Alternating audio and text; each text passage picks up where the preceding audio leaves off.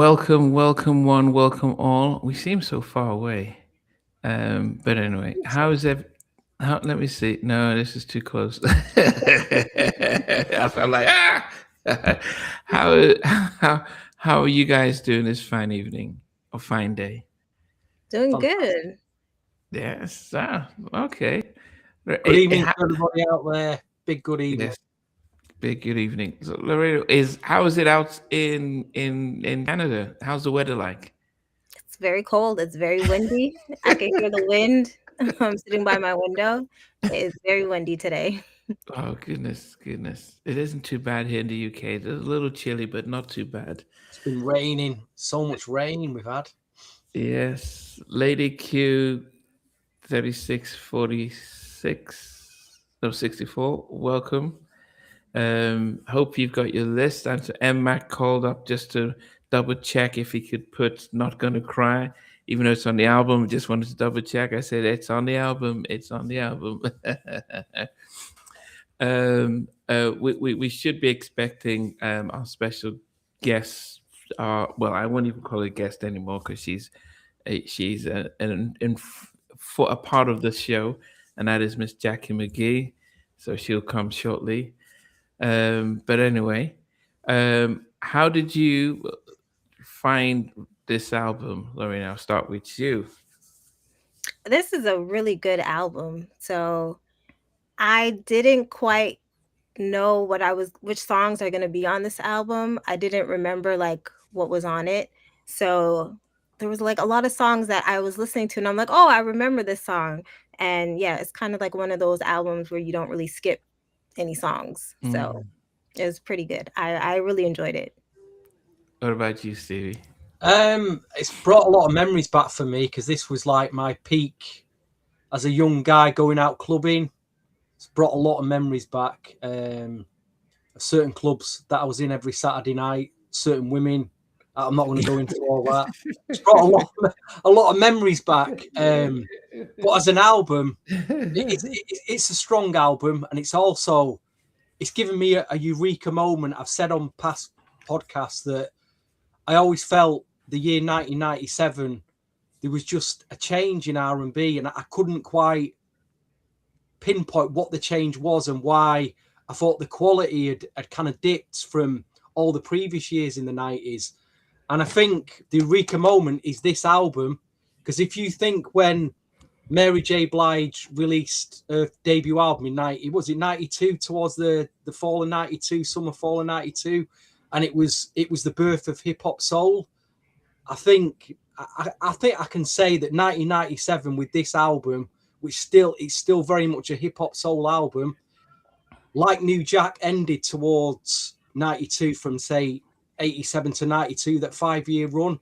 I think we're getting the end of hip hop soul with this album in 97, because from 98, 99 onwards, the sound of R&B changed. So now I've realized that what changed in 97, this hip hop soul genre changed, that it was basically it run its course. And this is a great album to run its course to. So that's what I'll say. So this is 97. So just saying hello to everyone who's joined in. And Mac, welcome. Music tips and review, welcome. J Hud 72, welcome. Jesse online, welcome. Hey, Zay, welcome as well. I would say that yes, probably Mary's most cohesive album.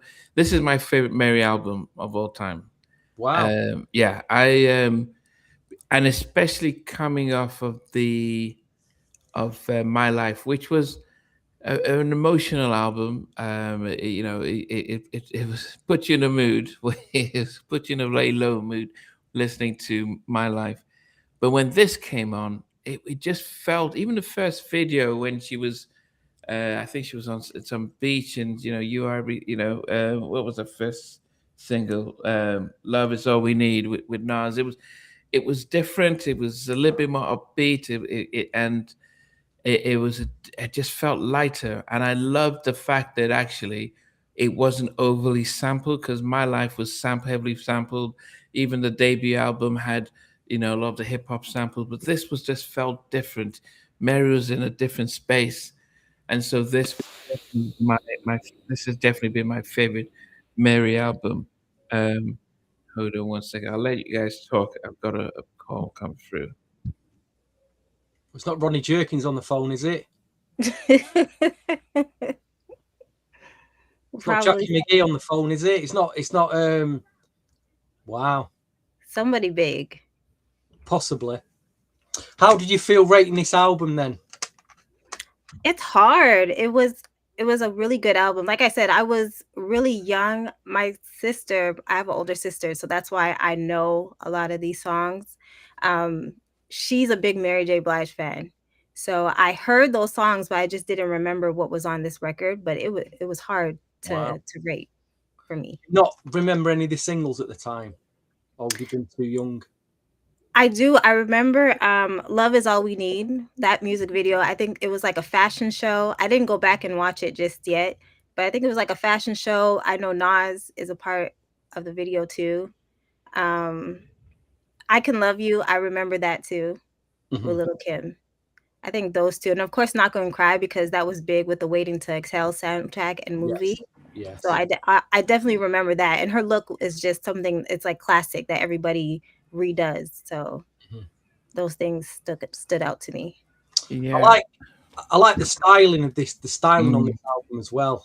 It's really good styling. She looks great, doesn't she? You know? Yeah. And it's funny, you see them shades now that she's wearing, very popular now in like Afro beats and things like that. So again, she was ahead of her time. Totally ahead of her time. Way ahead of her time. Can you check what was that still Uptown, or was that MCA or Geffen? What was the label? That's a good question, Namdi. It's got MCA, BMG, but BMG in the UK though. Okay, but did the Uptown Cat, was that on there anymore? No, I don't see it anywhere. So this was when Andre was moved to Motown. And Mary just left Uptown. I think Christopher Williams mentioned that. Okay. Oh, we had her, and then she's coming. Yeah. So MCA. So this is when she left Uptown, and this, Uptown, when Puffy went and started Bad Boy, he took almost a third of Uptown with him, and then Andre took a lot of the fire and the energy, and they just moved. He then took the option to go to Motown, and that was a disaster. But it just spelt the decline in Uptown, especially with Mary going, and then Jodeci subsequently went and did stuff with Jodeci, with Death Row. So that was a time. But yeah, hi, Miss Samuel. But this was definitely, as I said, I've always loved this album. I've always loved what Mary, how she sang on this, and the theme as well. Yes, Jackie was trying to get in. I think she's having technical difficulty, but she'll join us in now. Okay, I hear her again. She must be driving. Wow. Okay. Can y'all see me? We can see you. How you Where doing? you calling from, Jackie? You calling from Alaska? It's cold. We got snow. Wow. Are you serious? Yeah, man. We have snow. And I had to get out of my car. I got stuck by the mall. So I had to come inside the mall. I'm sitting inside Nordstrom. I thought you were like, okay, I'm gonna, because you can see the picture of Mary right behind me. I thought, okay, I'm gonna come. You got the hats and everything. Okay, okay. Yeah, it's freezing outside. I just got in here, and I was like, I gotta rock what I got on. I was going to say, Jackie McGee, tonight you are Mary J. Blige. Oh my gosh! Don't say that, Stevie. You already know the history with that. They were trying to make me the queen of hip hop, soul, the queen of the ghetto first. That wasn't for me. It was for Mary. Yeah. She earned that. She earned that spot for sure. Is there any part of you that when she was blowing up, did you think, oh man, that could have been my spot that Andre was trying to get? Back in the day, No, though. not really. I think with me going with Hiram Hicks instead of staying with Dre with Andre Harrell, um, I kind of regretted that part of it because I know that Andre would have fought for me, like crazy with MCA Universal because he was already in there, with Uptown Records. So I think that was my biggest mistake. Um, because Andre, he did believe in me as well. So I don't regret it. I think it was for Mary for sure. That's my girl. I love Mary, and I think that was for her. It wasn't for me.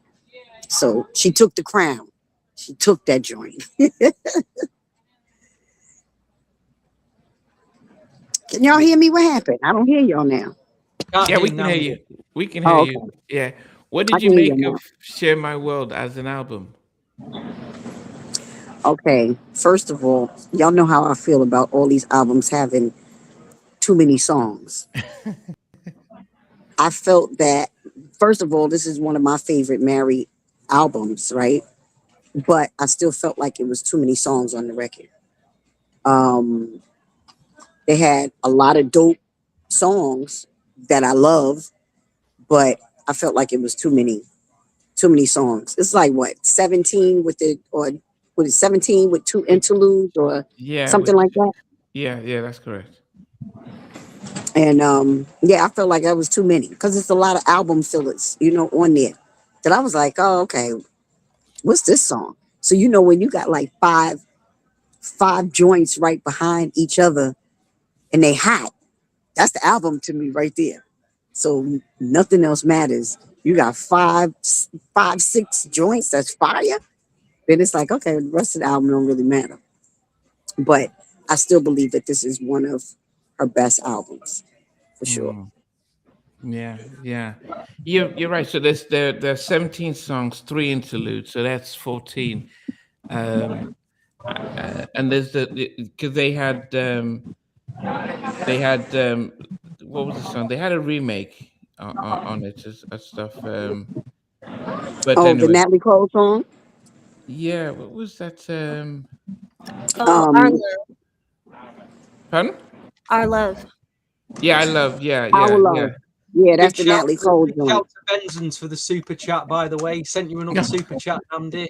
Big Benson's. Yesterday, Benson's was in full form. We did a Michael Jackson talk, so he was in full force. I love, yeah, that's the Witten Tume. Okay, okay. Uncle M2 man. Yes, he was on that. But yeah, but as I said, especially Jackie coming off of My Love, the My Life album, and that's sort of like that was I wouldn't say depressing, but it was a tough album. And so this was a nice departure from that and brought some energy as well. Yeah, you know how well, for R&B, and I've said this before, you know, we sell records off of pain, and people love to, you know, dwell on somebody else's pain to just, misery like company. So when you hear those songs and they're sad songs and it's like, oh, I'm heartbroken, or this dude left me, or a guy saying this chick left me, or whatever, and you listening to these records, this is how they sell records because they pull on the misery part of your life and the pain of your life. So that sells records. But at the same time, it's like you said, I don't want to listen to no record that everything sound hurtful. Like it's just painful the whole way. And it's like that's when you start looking because most of these artists are singing from their pain.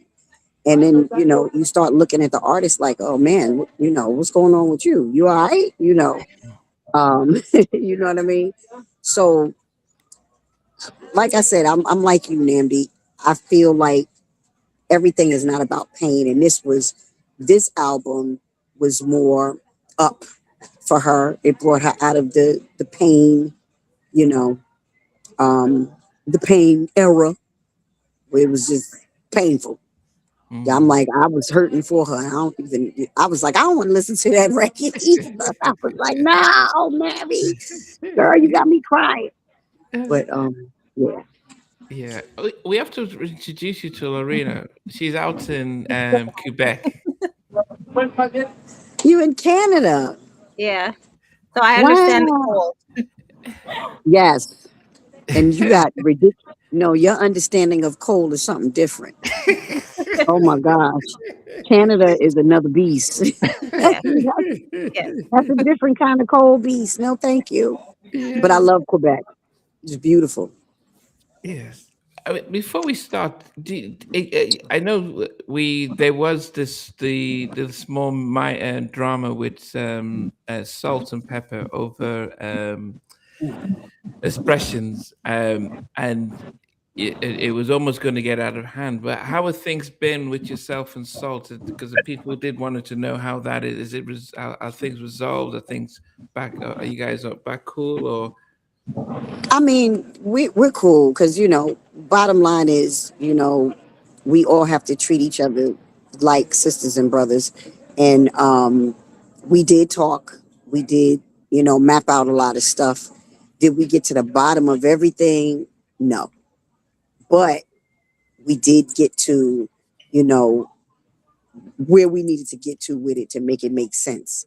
Um, I can't go into it, Yeah, no, of course. about what's going to happen or what won't happen. Um, but for now, it's cool. We cool. I get what page she's coming from, but at the same time, I'm not backing down on what I know I put into the record, and I'm going to stay with that. Yeah. That's it is what it is. You know, a melody is a melody, and a melody, when you write a melody, and that's what sells the record. That hook is the melody that I came up with. And I'm like, nobody can take that away from me. Absolutely not. No. Yeah. Do Okay. you know? Well, Do you know? I it's think good. why it's important. Why I think it's important you get that credit on that record, Jackie, because you never know now with streaming, adverts, the internet, what records from the past end up being trendy again. Like these in this country, there's a record by Alison Limerick called "Where Love Lives," which has been used in an advert. Everyone's running around trying to find a 30-year-old record. So if that Salt and Pepper record ends up on an advert or trends on TikTok, that's a lot of 30 years later. That's money you could be making. So it is important. I Right. feel you get your credit on the track. It could come back around again. It's got a big hook. Yeah.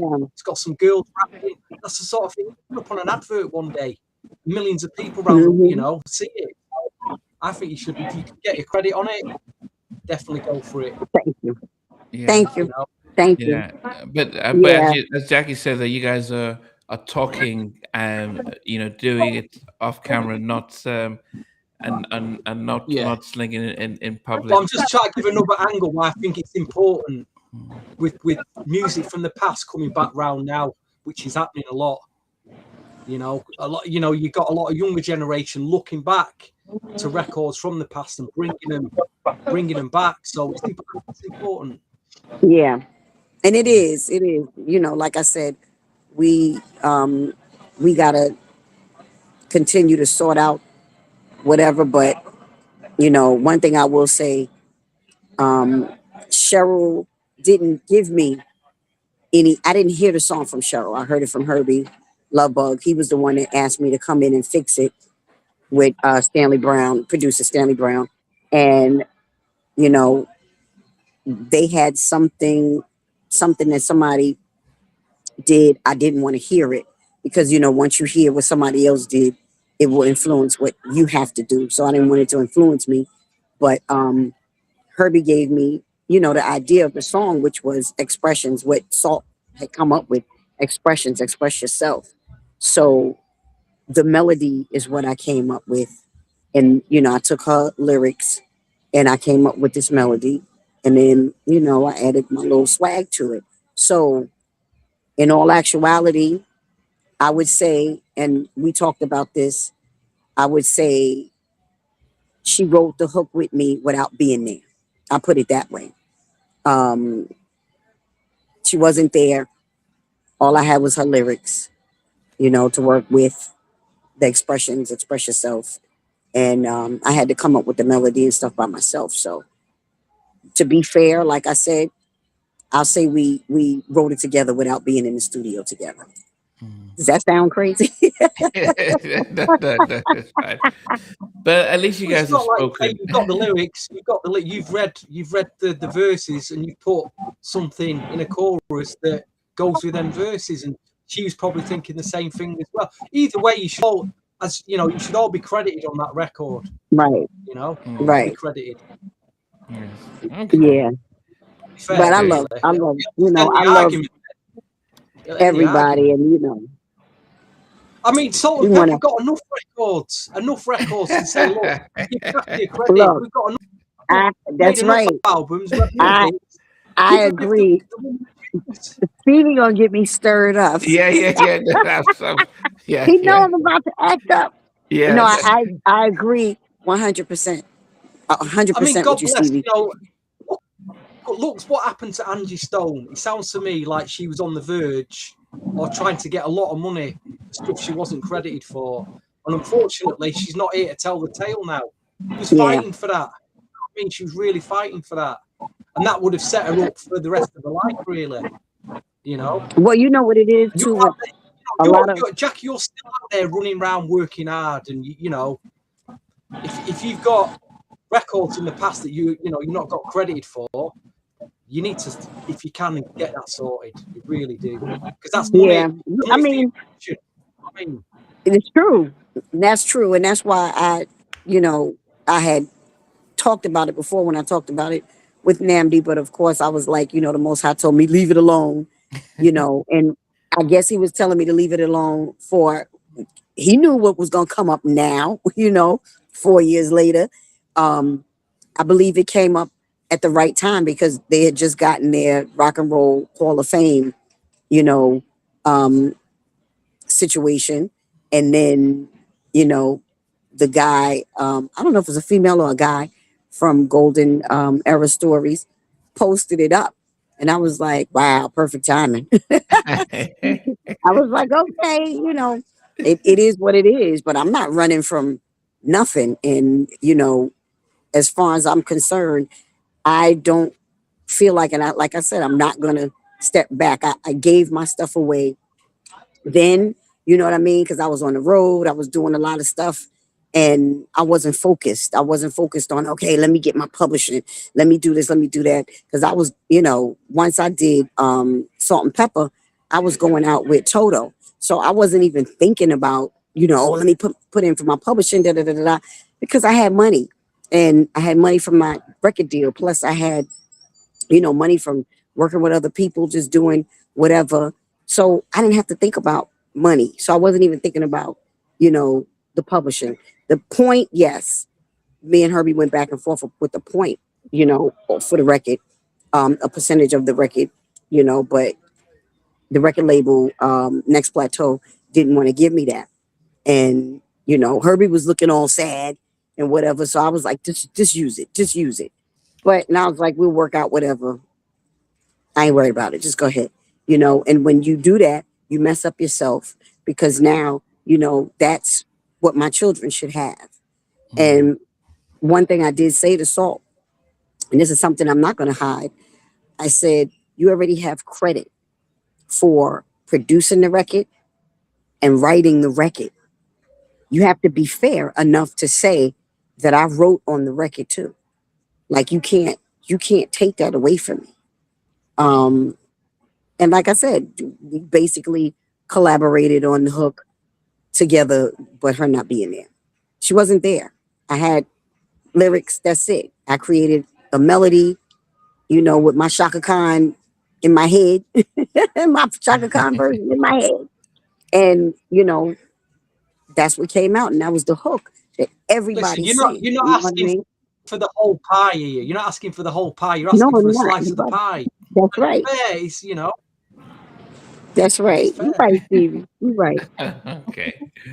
All right. So we're going to go upbeat now, and we're going to talk about. We're going to go with this album, which did 3 or 4 million. Mary's "Share My World" album, "Share My World," and so they are, as we mentioned, there are 14 songs, but we're going to do our top 10, and so that also means that our number ones will be a mystery. So if you guys think about your 10 favorites, and we're going to start with 10, work our way down to number one. um I wouldn't imagine anyone putting interludes and stuff.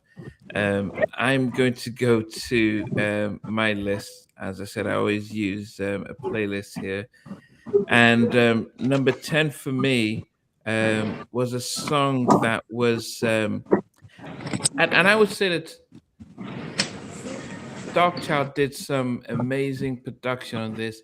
And what I liked about his production on this album is that actually it didn't sound like what he ended up doing a year, 2 years later. So when he did a lot of Mary J,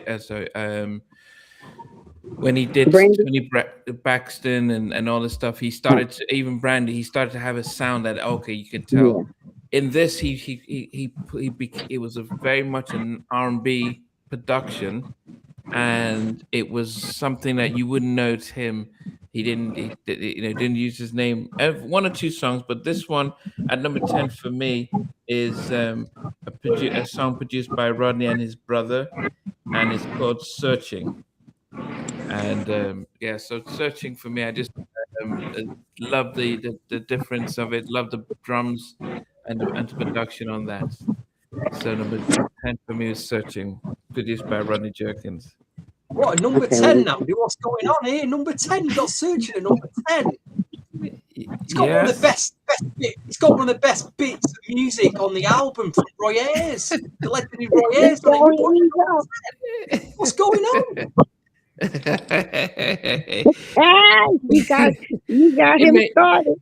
It made top 10. It made top 10. Dear me, that's blasphemy. Absolute No, blasphemy. I don't In think fact, so. have you even a singing on that record? It's one of the best, one of the best bits of vocal throughout on the album. Lady Q put "Searching" at number 14. So No, dear me. What did you put for your number 10, Stevie?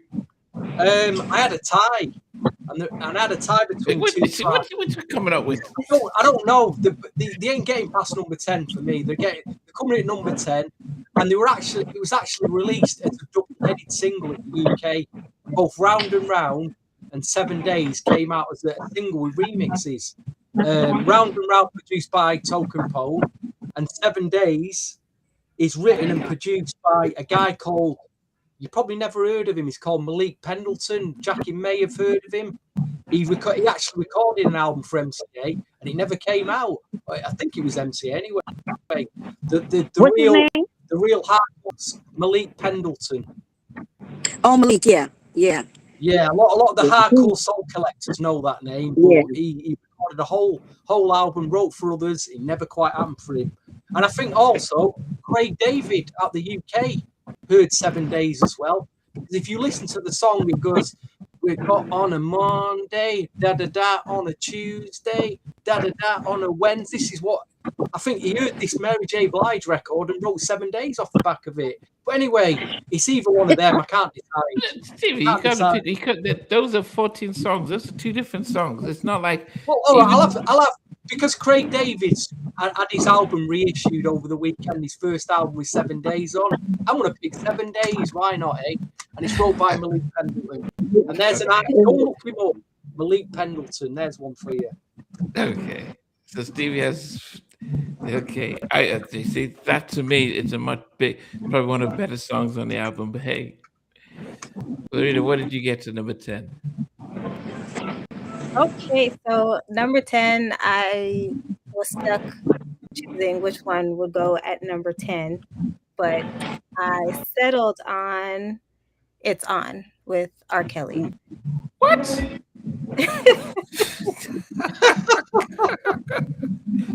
Wow. that is my choice for number 10. I thought it was an R. Kelly record when I first started listening to it again. I thought It is an R. Kelly record. Yeah. So have they put it on? Is it like is it the wrong track or something? Has it snuck on here by mistake?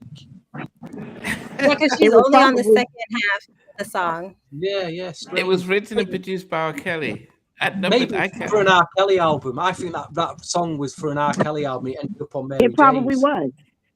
Could have been. It probably was. Mm-hmm. Good track though. Wow. It is a good track. At number oh, you guys are killing me. Jackie, what's number 10 for you? My number 10 is my boy, my friend, Bryce Wilson. Okay. His track, Get to Know You Better. And you know what? I'll put it this way. For Bryce, that wasn't a Bryce sound. Just like how you were saying, Darkchild didn't really have his sound yet. You know, his sound that we would recognize. I felt like that wasn't Bryce's sound either. I think that everybody was kind of, besides Jimmy and Terry and Babyface and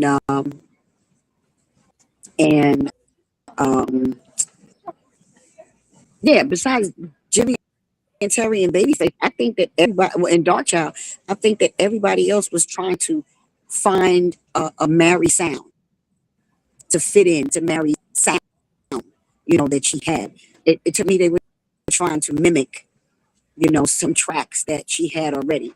And I felt that way with this song from Bryce, but I still like it. I liked it, you know, from Mary.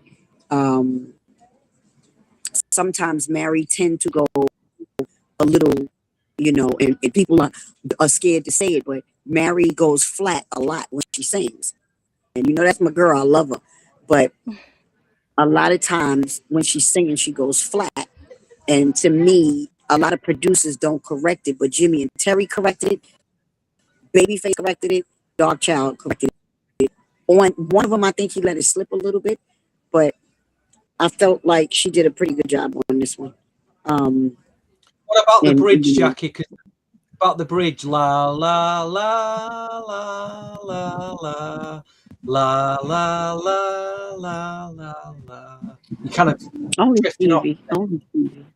Only Steve. I do like the guitar though. That guitar in the track is really strong. Yeah. I think that makes the track out. Diddling, That you're diddling. I thought it sampled Stevie gonna break it down. Some 70s rare groove soul track, but it's the bridge for me. The bridge it's a near perfect record. Apart from that bridge. Yeah. La la la la la la. Here goes Stevie. You already know. Stevie wanted to. When you drift off. Goodness. I can only imagine what number that is for you, so I'm gonna leave that one alone. Yeah. Oh my gosh. Get ready, Dandy. You do right. Number 9 for me is where was this? Yeah. A track by Tone and Poke, but also George Golden Fingers Pearson. He also did this one, and I actually interviewed him. He was a producer that was discovered by Jimmy Love Jenkins, and he actually did stuff with 702 as well.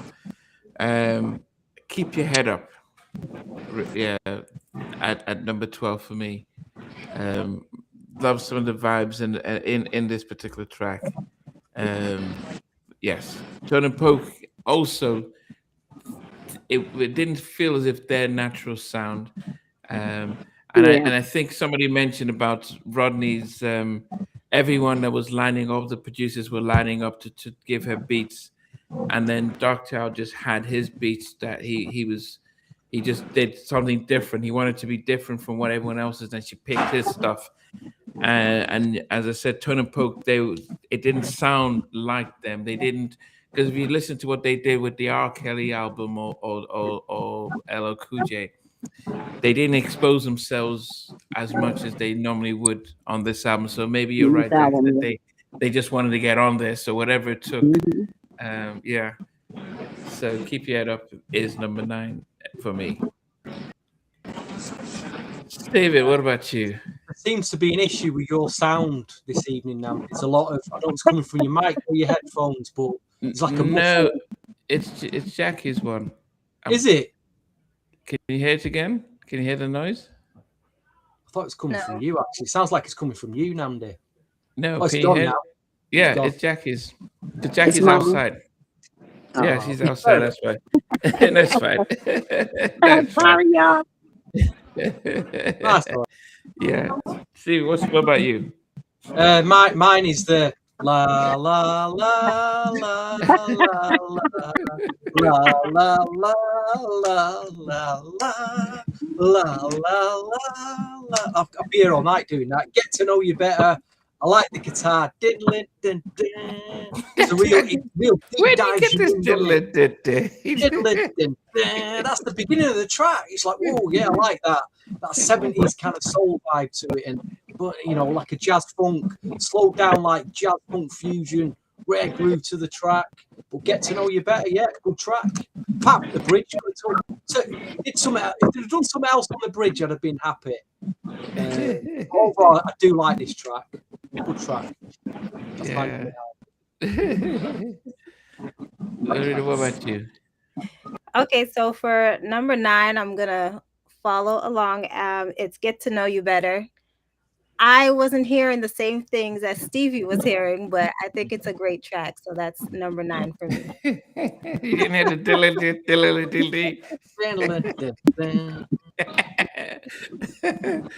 Okay. Jackie, what's the number 9 for you? I got all kind of stuff going on in the background. I got Christmas music. I'm sorry, y'all. That's right. I'm in Nordstrom's. Okay. My number 9 is the title of the album. Share My World. Wow. What? Wow. What? Yep, that's my number 9. I wasn't crazy about Share My World, the song. I wasn't crazy about that song. I like it, but it didn't give me Rodney. You know what I mean? It didn't give me Rodney. I didn't get Rodney Jerkins. Darkchild. I didn't get that. Yeah. I didn't get that feel. I massively disagree with you on that. I already know you do. I thought we did. I thought that was his mid-90s trademark sound, that with the keyboards and you know, but that's a It great just thing. It didn't catch me like the other stuff. I just put it down. Okay. Wow. Okay. Interesting. Shocked and surprised. Okay. Getting on to number 8 for me. And I wonder if has anyone has said this one? Who I'm just looking for the producer. Yeah. Oh, okay. It's going back to Tone and Poke, and it was round and round we go, dun, dun, dun, where we feel, dun, dun, dun, dun, dun. Yeah, so round and round. You put that higher than Searching. Yeah. How? I don't know, man. How? Yeah. Did you figure that one out? Yeah. It was better. I did like it. I prefer the production. So it felt more Tone and Poke in that one as well. Yeah. So I did prefer it. Yeah, Searching was okay, you know. But the other songs are on it.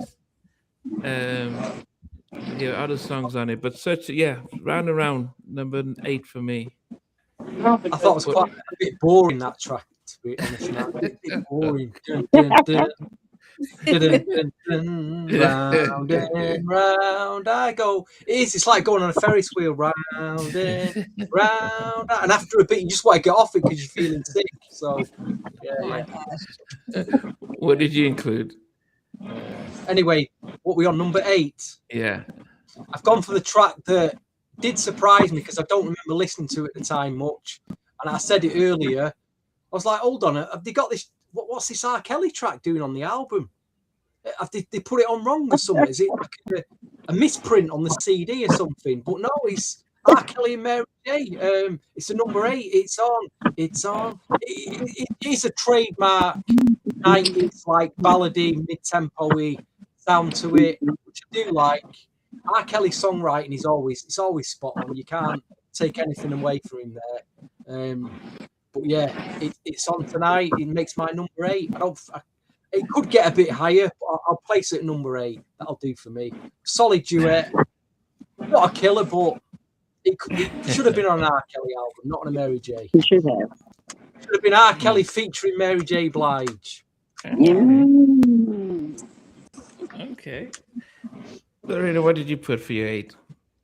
So for me, number 8, this is where I put one of Rodney Jerkins' songs, and that is Searching with the Roy Ayers. Wow, you got it number 8. Yes, I have it at number 8. Wow. Okay. It's only me who appreciates Roy Ayers tonight. The late Ayers. I mean, it made the list. I do appreciate it. You see that? It's from another generation, isn't it? You know, Roy Ayers is from a generation before the 90s, before hip hop. So I understand. I get it. Yeah, it was okay. Searching. Yeah. I mean, the original Roy Ayers track, Searching, is a classic. It's a classic. Classic record. Yep. Okay. Number 7 for me. Why are you picking number 7? Jackie. What happened to my number 8? Yeah, sorry, go ahead. Go ahead. Get to number 7 fast on them. Okay, my number 8 is Tone and Pope. Round and Rounds. Same thing as you, Nambi. Same thing as you. Round and Round. That's my number 8. Yeah. It was. I like piano songs. I like piano songs. Number 7 for me is bless you. Get to Know You Better, Bryce Wilson. I actually didn't realize that Bryce did the track. He wrote and produced it. And this was the time he mentioned that Groove Theory were that gone their separate ways, and so he just put himself straight into producing and stuff. But I did like the vibe of it. I did like maybe I didn't like the Stevie Wonder la la la. It almost felt like it almost felt a little gimmicky because I think you can tell that she isn't okay. People were talking about how Faith Evans is a different type of singer. So you in this album you knew Mary's range, and you knew that she had a range, and a song like this, I can imagine say Kelly Price or Faith Evans, giving it a little bit more oomph in the chorus and stuff, but it was still a nice little vibe. So I can't remember what I just said now. Yeah, so go Get to Know You Better at number 7. Yes. It's a lot of background noise here. Anyway, my number 7, kind of similar in vibe to Get to Know You Better in terms of, again, it feels like some 70s slow down, like rare groove jazz fusion, but keep your head. That's really grown on me the last few weeks that I've been listening to it, actually. It could have been higher. It's another poke and tone production. It doesn't list any samples. I think they've took it from something, because that's all poke and tone ever did, sample things. You know, their whole production career was taking, big records and put raps and singing on it. Yeah, I'd say they were like a pound shop P Diddy poke and tone, weren't they? Pound shop P Diddy. But, or say a dollar store P Diddy type. You got a dollar store type production out of them that P Diddy would do. But anyway, Keep Your Head is at number 7 for me. Oh, I'm being controversial tonight. I'm being controversial. Don't take what I say literally, though, please. Don't. You know what I mean? It can be a bit tongue in cheek sometimes. Rita, what about you? What number 7? For number 7, I have 7 Days with George Benson. What? That comes in at number 7 for me. Ooh. What? Wow. Okay. Took her for a drink on Monday. We went out on Wednesday. Get to know each other better by Thursdays. Yeah, we all rate these songs differently. Okay, Jackie, what about you? What got to number 7 for you? My number 7 is the same thing my girl said over there. 7 days. Wow. Malik. At number 7. That's my number 7. I agree with you, boo. I agree with you. Thank you. Yeah. Okay. I think some of us have songs. We listen to songs differently. How did Miss Swabion has Missing You at number 7? How did Miss Swabion? How did you not fall asleep listening to that record? How did you? Was you still awake at the end of that record? I just don't know. I'm missing you. Oh dear.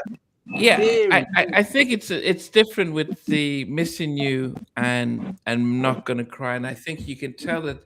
I don't know what Babyface was in the zone when he did Not Gonna Cry, and I think Yeah. it was almost like, I think I've got a song that I wrote 6 years ago. Let me just sing this. But I don't think I even put Missing You in my top 10. But number 6 for me is I Was Your Lover and Your Secretary. Not Gonna Cry. Really? Good. All the way at Yeah. 6? It's all the way. Is that high or low? Wow. Does that seem low or does it seem high? It seems low. Yeah. That seems low. Okay. Yeah. No. It's yeah. No. I did let me see if I look at my. Yeah. No. Because my other songs, I really do appreciate them better. I really do appreciate them better. But I loved the story. I loved it actually sounded like she was singing from, maybe she still remembered KC when she was singing this, man. It felt real. When you listen to it, it didn't feel like a song. It felt like she was just telling you, really, really being almost like, she was narrating a story, and she was really believable. True. And I think she I loved her vocals in it. So I think Babyface caught it just right for her. 11 years. I think the film came out 30 years ago. Yeah, they're doing the anniversary. There was like an anniversary special. Yeah. I mean, that was the whole vibe, the album. Yes, it was. Was it this? Yeah, it came out 30 years. So yeah, just Wow. There's the DVD. Classic. The DVD. Classic. Yeah. I mean, somebody was saying it was on the way to, but it's on the album as well. So it wasn't a bonus track. It was the proper album. It was on the album. So it's on the album, not as a bonus track, as a full-on song. So based on the song, I actually preferred this to Babyface's version when he got. What did Babyface do for her? I just thought that her version, that song was better than. Then what? Missing you. I put me asleep. Yeah. So that's number 6. That's mine there. Yeah. Not Gonna Cry at number 6. Stevie, what's your number 6? How old was that record though? Not Gonna Cry. Did it come out in 94? Was it 95? I can't remember. It came out. Did it come out in 90? 94. 97? Was it 97? Maybe it came out. If it's 30 years of anniversary, probably came out in 95. Wow. 96 maybe. Yeah, year ago. Anyway, my number 6 is a record that I heard a lot in a particular club that I was going to back then. And I kind of wish now that I'd bought the vinyl, the double vinyl that come out, because it's worth a lot of money now. It is worth quite a bit of money on Discogs. And I do remember the DJ playing this cut from vinyl. There may be a 12-inch promotional copy on vinyl as well, but the only thing I don't like about this record is the rap. I was never a big fan of the locks, and they sound terrible on this. They sound absolutely terrible. But the record produced by Rodney Darkchild Jerkins, amazing. You know, I think it's a good track to dance to. It could have been higher, apart from that awful rap, which needs editing out. Can't Get You Off My Mind is at number. Like I say, I don't mess about with my opinions, Mandy. They're strong opinions, you know. You don't have to agree with them, but, you know. No, the Locks rap was terrible on that. I agree with you, Stevie. Awful. Awful. You know? That rap was trash. Okay. Sorry, Locks, if you tuned in. I'm sorry, but I'm just telling you. Jadakiss. Maybe I didn't go. We love the Locks, but that was trash. You know what? That was for a check. That was for a check. P. Diddy lowered the standards of rap for me when he signed, you know, the Locks and Mace. For what is this? How can we go from Big Daddy Kane and Chuck D and Cool Keith and Eric Sermon to Mace? But I thought that. How could we go that But far I thought down? that he was. I thought that Mace was good for Diddy. I thought he worked well. You know. He was very, you know, he had this one monotone, didn't he, about his rap. I was like, oh no. So funny. You know, throw some big sample underneath him, and he got away with it because there was some, you know, Kool and the Gang sample that everybody knew. You know, I've got some singers like Total to sing over it and mask the fact that the rap is just like, oh dear. I'll tell you what, Craig Mack was good. Just a shame he didn't ever give him any money. Craig Mack was good. Lorena, what's your number 6? So for me, for number 6, I also put Can't Get You Off My Mind. I love the Locks. I think they're great. Yes, this is not their best verses, but the best way to showcase themselves. But yeah, I have that at number 6. Okay. Jackie, what's your number 6? My number 6 is Missing You. And I know you said that that's depressing and it's boring. You know what? I still like the song a lot because I felt like you. I agree with you, Nimby. Babyface didn't do what he did on Not Gonna Cry at all. He didn't pull that out of her. And maybe I don't know who she was thinking about when she was singing Not Gonna Cry. Maybe it was, you know, some Casey shenanigans, but she, you know, she gave it. We felt it. We felt all of that. With Missing You, we don't feel it as much, of course, as Not Gonna Cry, but I still felt like I still felt Mary in it.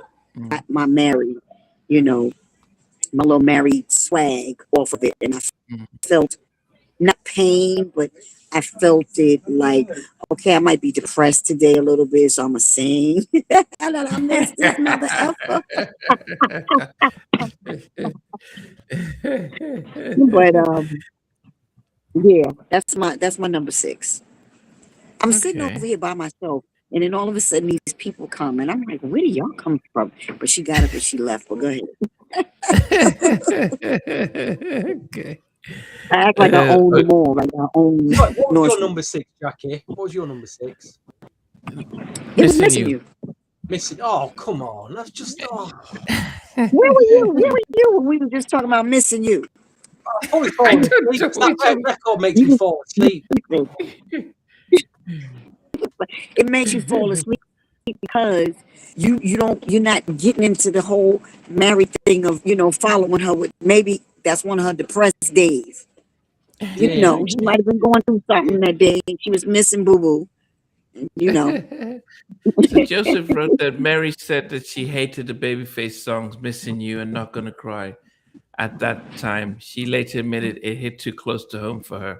Wow. But that's why she probably should have liked it later even more because what we felt from the songs was, we felt her pain, and pain sells, and that's sad. It's disgusting that our pain sells. We can't sell joy. We can't sell no damn happy songs. Nobody want to hear the happy songs. People want to hear all the painful songs, and that's sad. But that's what sells. That's what get the platinum records. You know what I mean? Yeah, I don't know if this is Roddy's new YouTube channel. Love how you bring music and stories into light. I wonder if this is Rodney. Um, so Let's yeah, go. if it is Rodney, Yeah. yeah. I mean he's jumped on a number of times, so we'll see. All right, number 5 for me. Actually, I don't know. You guys didn't like this one. Can't get you off my mind. I did. Apart from that. Jump on my mind. Yeah, I would maybe I can. I did prefer it without the rap.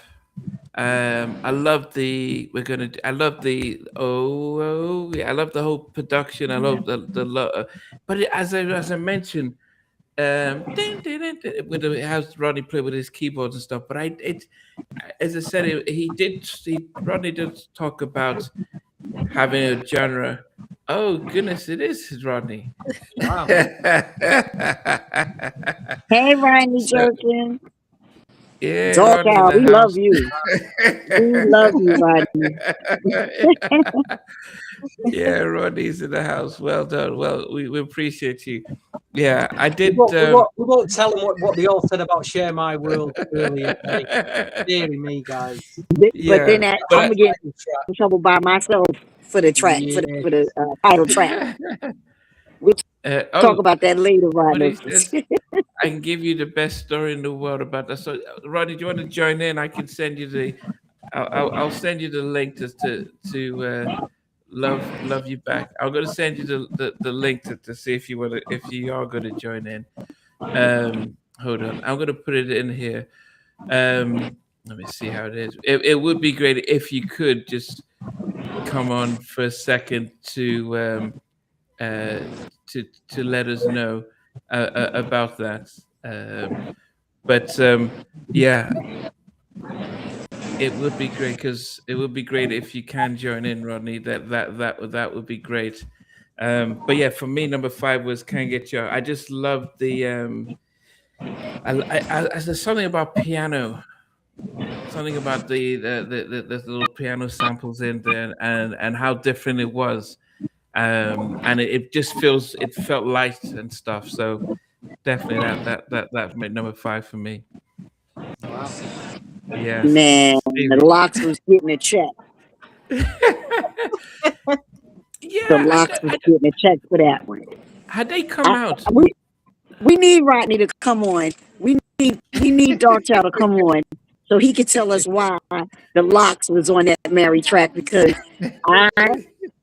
I just thought that, it took away from that song. You know what I mean? I thought the song was a dope song, but the Locks rapping on it, to me, it took away from it. So, I don't know. I'm not gonna beat down your number 5. Fox rap on one track, and then you've got the Little Kim rap on another, which is that Little Kim rap, which we'll get to, is mind-blowing. Huge difference, Yeah, Crazy. I think. Crazy. Yeah, I think you're right that if I could come to think about it, and I didn't think much of it. The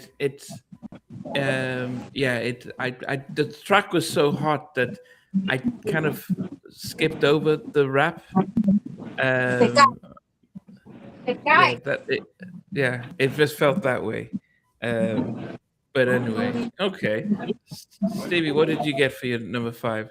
Oh! Here he is. Wow. We needed you on here.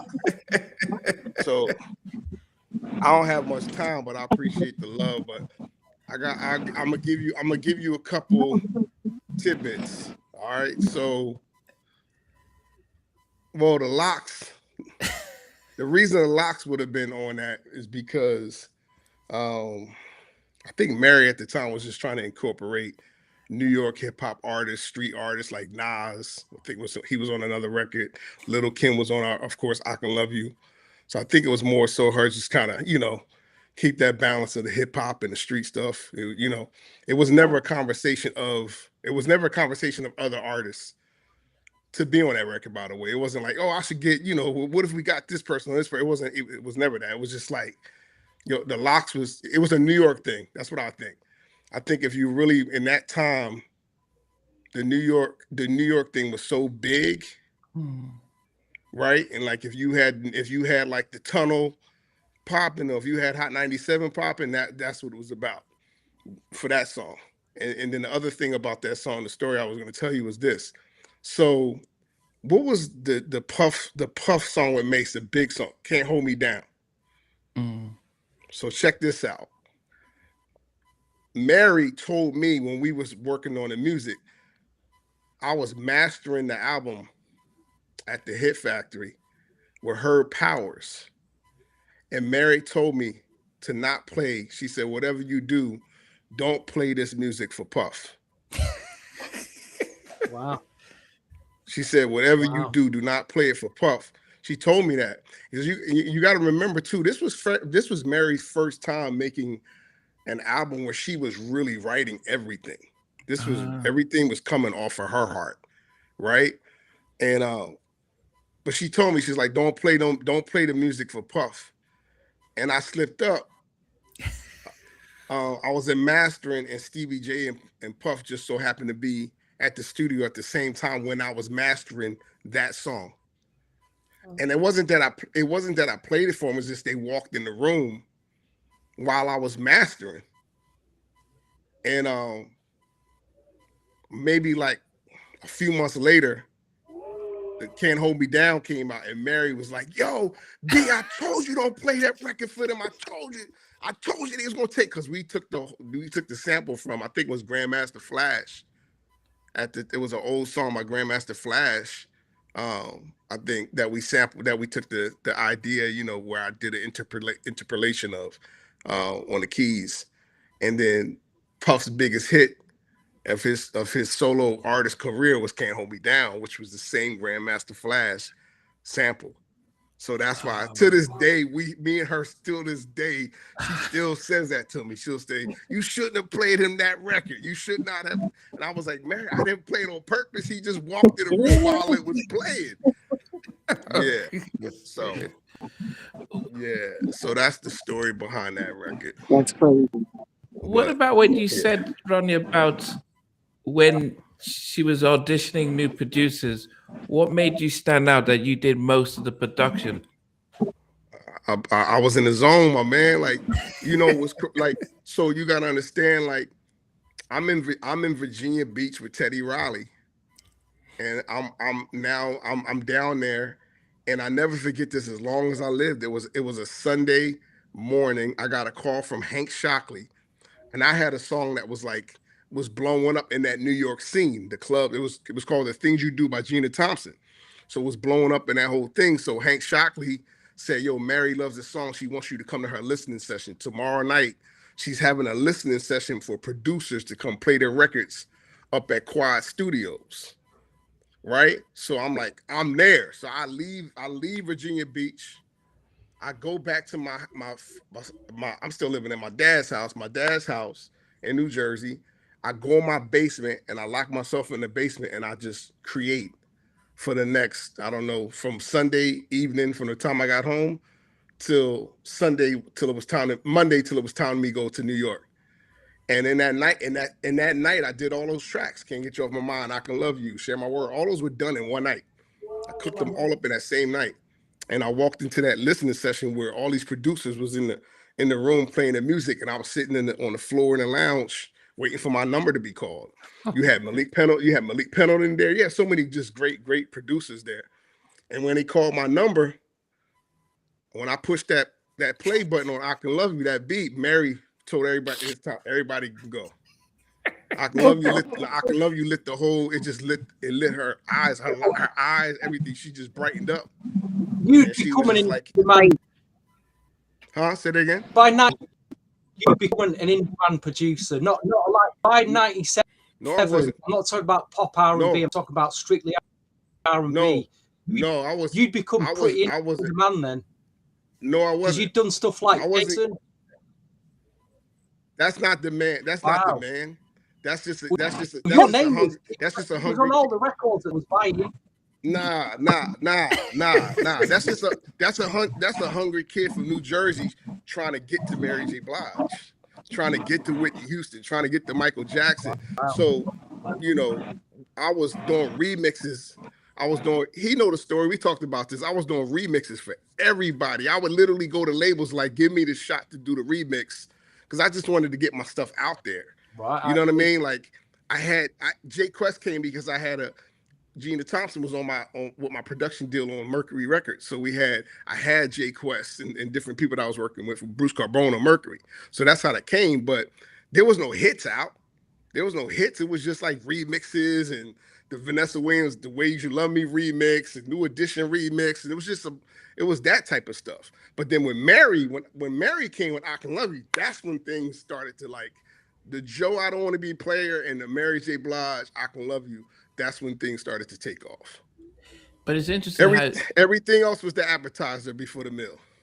Yeah, but you sounded so different. I wouldn't recognize your '97 production.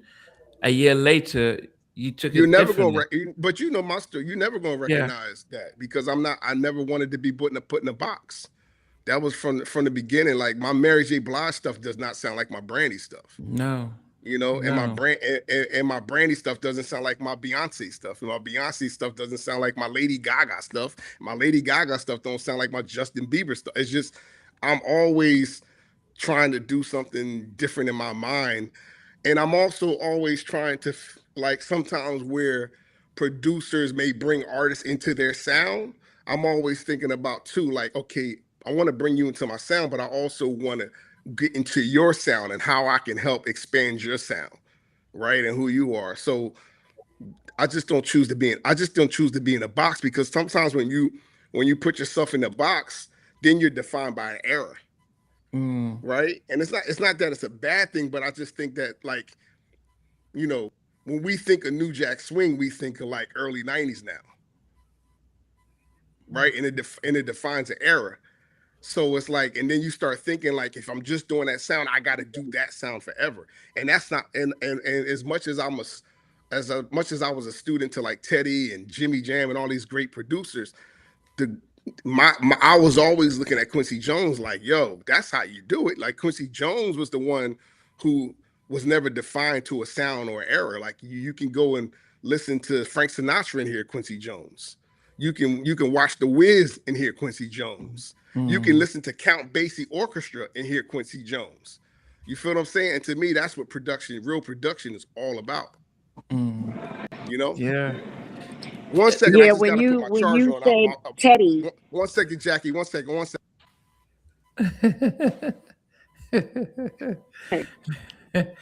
He's gonna put his charger on. He's gonna come back in. But he's still. No, he's still, it's okay. He's still in. No, when he was saying Teddy, I'll tell him. I'll tell him when he comes back on. When he was saying Teddy, like he said, he doesn't have a sound. He has a sound that we do recognize, which is ridiculous. And you was bragging on all your damn hits because you've been playing for everybody. We heard you calling out names. Excuse you. And we love every minute of it because even though you were around Ted, you know, I know how Teddy influenced a lot of people. I started with Teddy when I was 19. But what I love that's different about you is the fact that you didn't you have your sound, but like you said, it's like Quincy. You don't get stuck nowhere. It's always something different. But that banging thing that you got, that's how we know it's you. You know, that, oh my gosh, I don't know what you do when you in production. I never worked with you and I wish I did. Oh my gosh, your productions are crazy. And you know how Teddy's bass hits you in the throat and his drums hit you in the throat? Yours do that. and then your piano kills it. So it's like, yeah, you want to on a whole different level. I appreciate you for saying that. I think my focus as a youngin was a little bit different because you gotta understand, I had a chance to be around these greats so much, you know what I mean, as a young student. So a lot of times people put emphasis on the tracks, right? And I learned in my career I need to put emphasis on the song. That the track is one, the instrumental, the track is one thing, but the song is what's going to carry on for generations and generations. You know, that's why we have a tour called The Boy Is Mine, right? Because there's a song that people can now, when you think of Brandy and Monica together, you think The Boy Is Mine, right? So there's a tour name. So whether the track was great or not, it didn't matter. At a point in my career, I started thinking, in the beginning of my career, I thought, like how you were just saying, like the bass got to be this and the beat got to be so hard, and I got to have 20 snare drums hitting together because that's how Teddy does it, right? But then as I matured, I started saying, nah, I got to make great songs. Like a great song stands the test of time. You know, when if my daughter, 13 years old, knows Say My Name, so that lets me know, without even knowing that her daddy did it, she knows that song. And so it's like that means the song was good beyond the track, right? When you strip stuff down to its bare bones, and you be like, yeah, I love the groove, or do I love the song? Is the song a great song, or do I just love what that groove is? You feel what I'm saying? Does that make sense? Like there's Right. I can't tell you 100%. It's crazy. I can't tell you a bad Teddy Riley track from like 1980, from the show, from whenever he created the show with Dougie Fresh, and after, I can't say and tell you that was a whack Teddy Riley track. Like it was the tracks are always like, whoa, right? Always. So the emphasis to me is like, okay, but let's get into the songs. Right? And even that song, I'm gonna be real, can't get you off my mind. That's a cool song. It ain't great.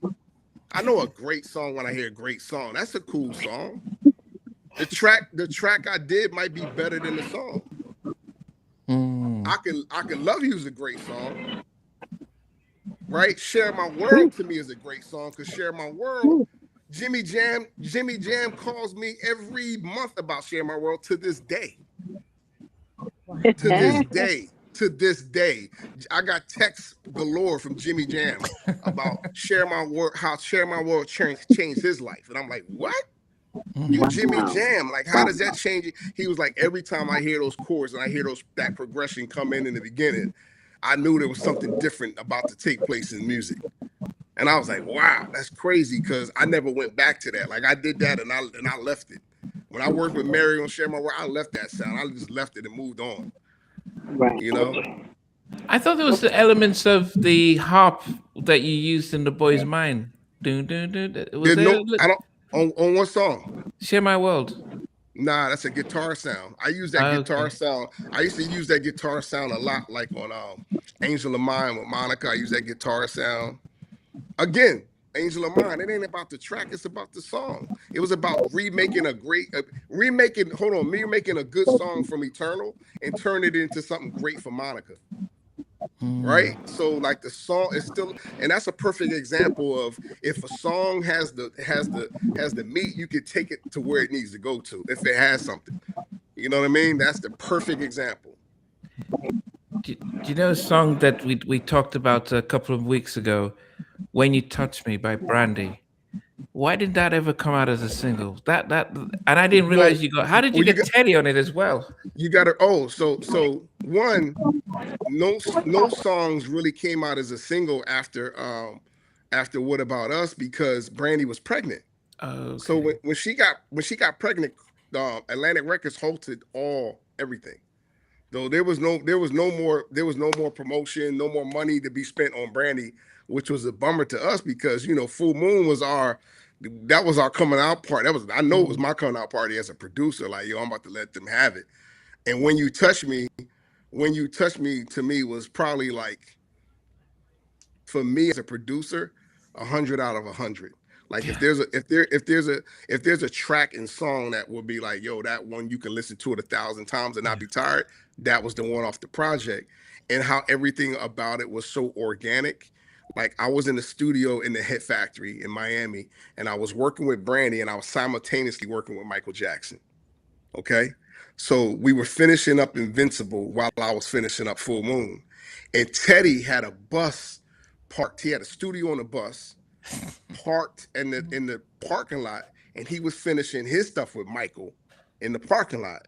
And I did When You Touch Me, and I ran up on the bus and I said, yo, Teddy, I need you to do talk box on this. And he did it on the bus, and I took it and then put it in, and it was like, it's just the way it all happened was just like, it was incredible. Even in the strings, Jerry McLovin strings on that, like everything about that was just like, it was one of them ones for sure. And you must know how I feel when you put your heart into your art and it doesn't become a single. That'd be the worst, right? When you know it's like, but then the flip side of it is like wherever we go, people always talk about that song. So it's kind of like one of those now it's like almost like the hidden gem, right? That people discover later on, but like, yo, that record was crazy. And that's the same thing with Michael. It's Not Worth It. Michael's vocals are on It's Not Worth It. Just like Brandy's vocals are on Unbreakable, right? So it's just like we're all in the studio, and I run over to one room like, Michael, do this ad lib for me real quick. And he's like, what for? And I'm like, I'm working on Brandy. In other words, I need your voice on this. I need you to do okay, and then he does it. Yeah, but when we all universally said that was just a special song, and I didn't realize Teddy was on it until later on. But even Jackie got upset that I didn't invite her onto that podcast. Well, we did the Full Moon podcast, and she heard the song. She said, "Why did you get me?" Because I love that track. That's my favorite album. That's my favorite album. Yeah, one of my favorite projects to work on for sure. For sure. Wow. Yeah, I mean, when you think about the work you did in Share My World, and I'm sure everybody, we're still number 5 before we get to number 1 song. But do you think that this was Mary's best album, my favorite Mary album? Because it wasn't the My Life's heavy sample, and it was a lot more upbeat.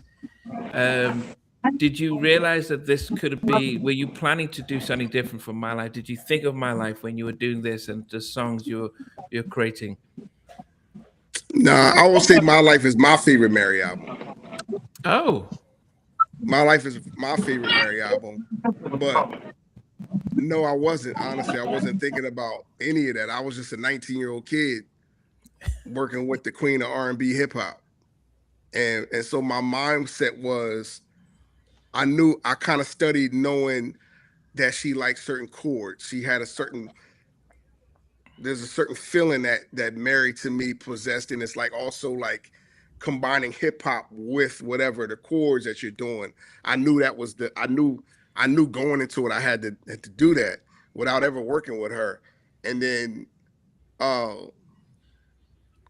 it's like I said, Share My World was her like coming out party for herself. Because it wasn't 20, 30 people in the studio anymore.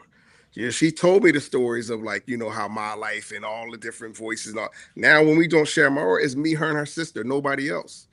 All the songs that I worked on was me, Mary, and her sister, no one else. Wow. And no so intimidation? Who? Were you not intimidated being with Mary, knowing what her history and all that stuff? Nah. To my man's point, like it was like, like Jackie know this, right? When you have an opportunity, right? And God gives you an opportunity, it's like you up to bat, you gotta come through. Like it is. I was so used to doing remixes and working with artists that were good, but this was the first time I was getting in with like a triple platinum artist, right? And it's like you know, and it wasn't, you know, it wasn't like when I worked with J-Lo, who was a new artist. It's like this, she's an artist established as an artist. And so I'm just like, the timing was just perfect, man. First of all, because number one, I asked Teddy, could I go? I asked Teddy, could I go to New York? I'm like, yo, is it okay if I go to New York? I got called by Hank Shot. He's like, what? Why are you asking? He's like, yeah, you better get out of here and go. You know, and then just like everything leads to something else, right? And we have to understand that, because the boys, check this out, The Boy Is Mine does not happen. Never Say Never by Brandy, that album does not happen if I Can Love You doesn't happen. Because Paris Davis, the A&R for Brandy, you know Paris, the A&R for Brandy, he heard I Can Love You and was like, I need to get him and Brandy in the studio together. It was I Can Love You that did that. Oh, wow. Paris, Good. You feel what I'm Paris, I love saying? Paris. Paris is one of my good friends. Well, he's Yo, one of the let me tell best you something. A&Rs, Your one of the best story. A&Rs I ever worked with. No, you are absolutely right. Paris worked with me for a little while too, but you, like what you were saying, the timing. You know, the Most Yeah. High, He had you. You know, the Most High don't play about what He's coming to do and what He's allowing.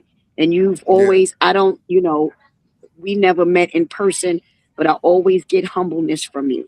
Um, I never heard any stories that you were arrogant or any of that. And you know, I know Hank and all of them. That's my people. I was signed to MC and Universal, Mm-hmm. and you know, everybody from uptown, everybody over there is my family too, and Mm-hmm. was my family and still is. But for you, I've never heard a story about you being arrogant, extra, no nothing.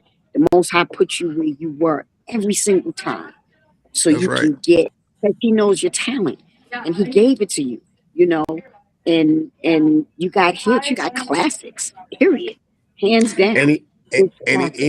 and he also knows that who he can trust with it, That's right. Say it right? again. Because because no, like we all have different gifts.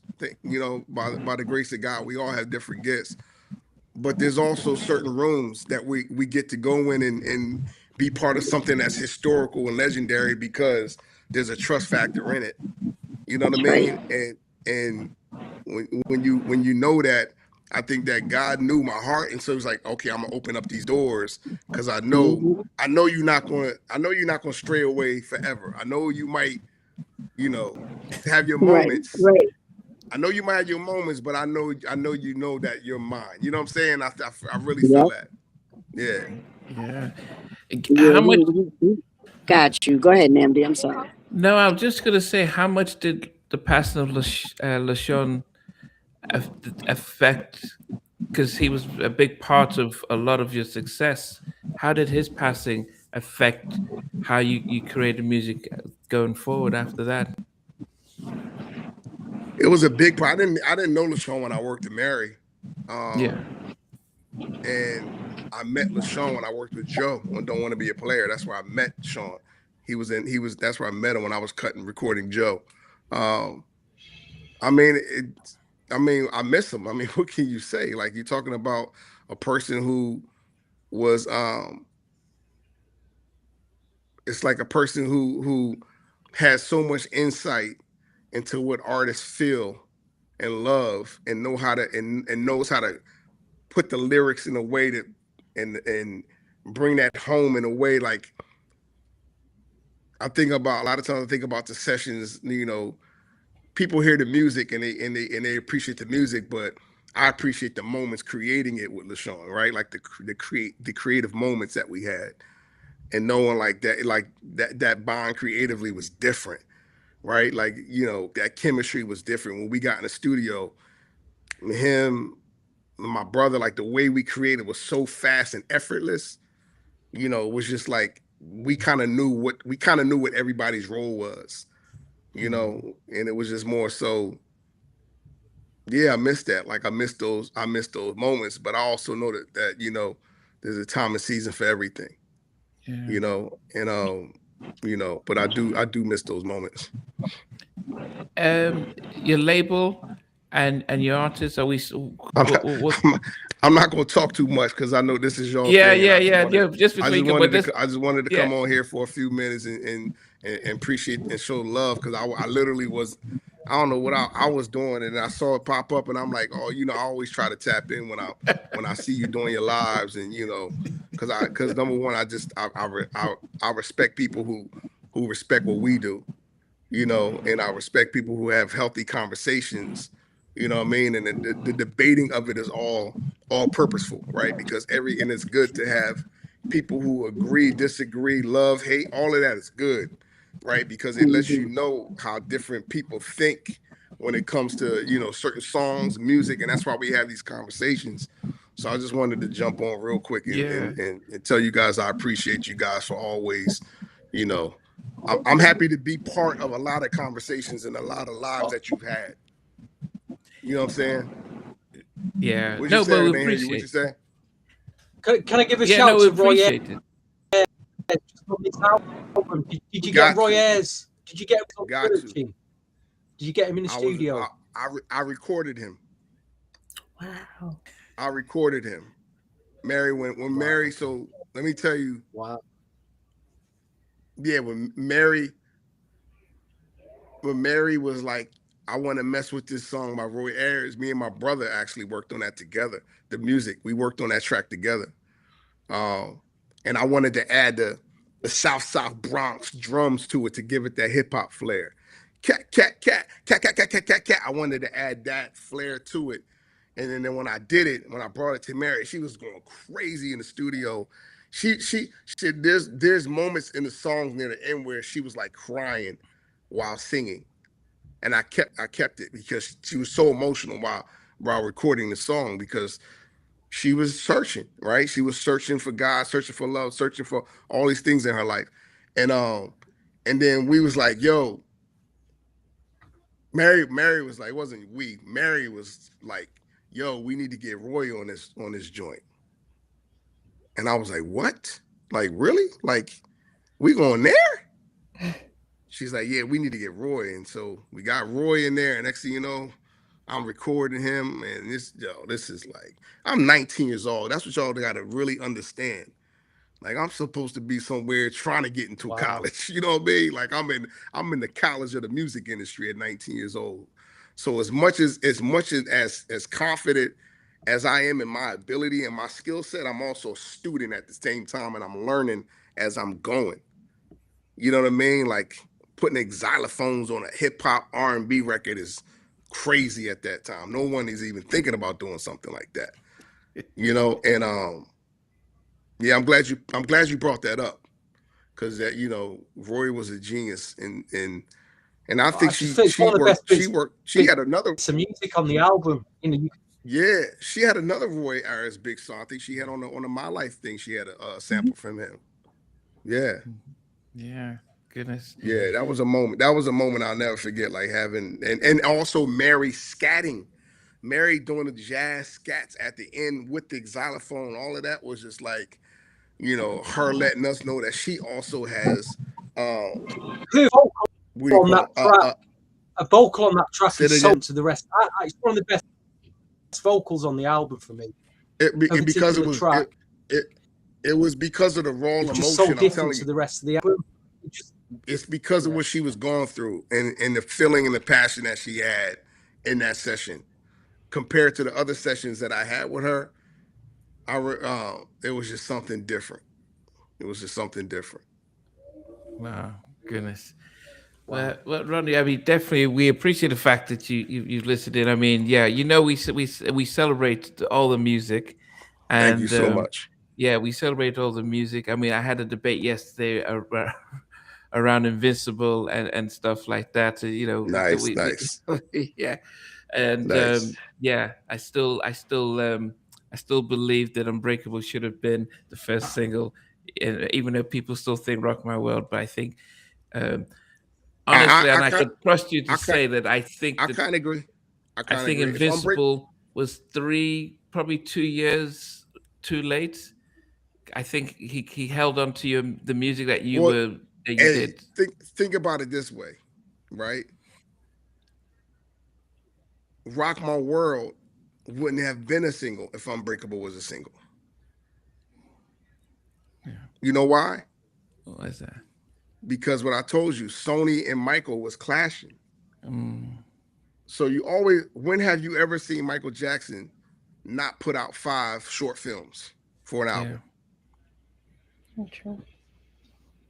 Yeah. So, in a way, I agree with you. In a way, I'm like, man, it would have been perfect, like Unbreakable, something else, then Rock My World, like that, like 1, 2, then 3. Because Say My Name was the 3rd single from Destiny's Child, and it was like, you know what I mean? So if this would have been 1, 2, 3, I agree with you. But at the same time, I also knew what was going on behind the scenes at the time. So I was just like, I'm blessed to have a single. I'm blessed to be on the project because the project could have not come out at all. Listen, Rock You My feel what I'm World, saying? Like banger. all of it. Rock My World, absolute banger now. Rock My World is bigger now than it was then. Yeah, but Roddy, what year did you record Rock My World? That's what I mean. Because that's not a 2001 track. I created the track, the demo. I played it for Mike in March of 1999.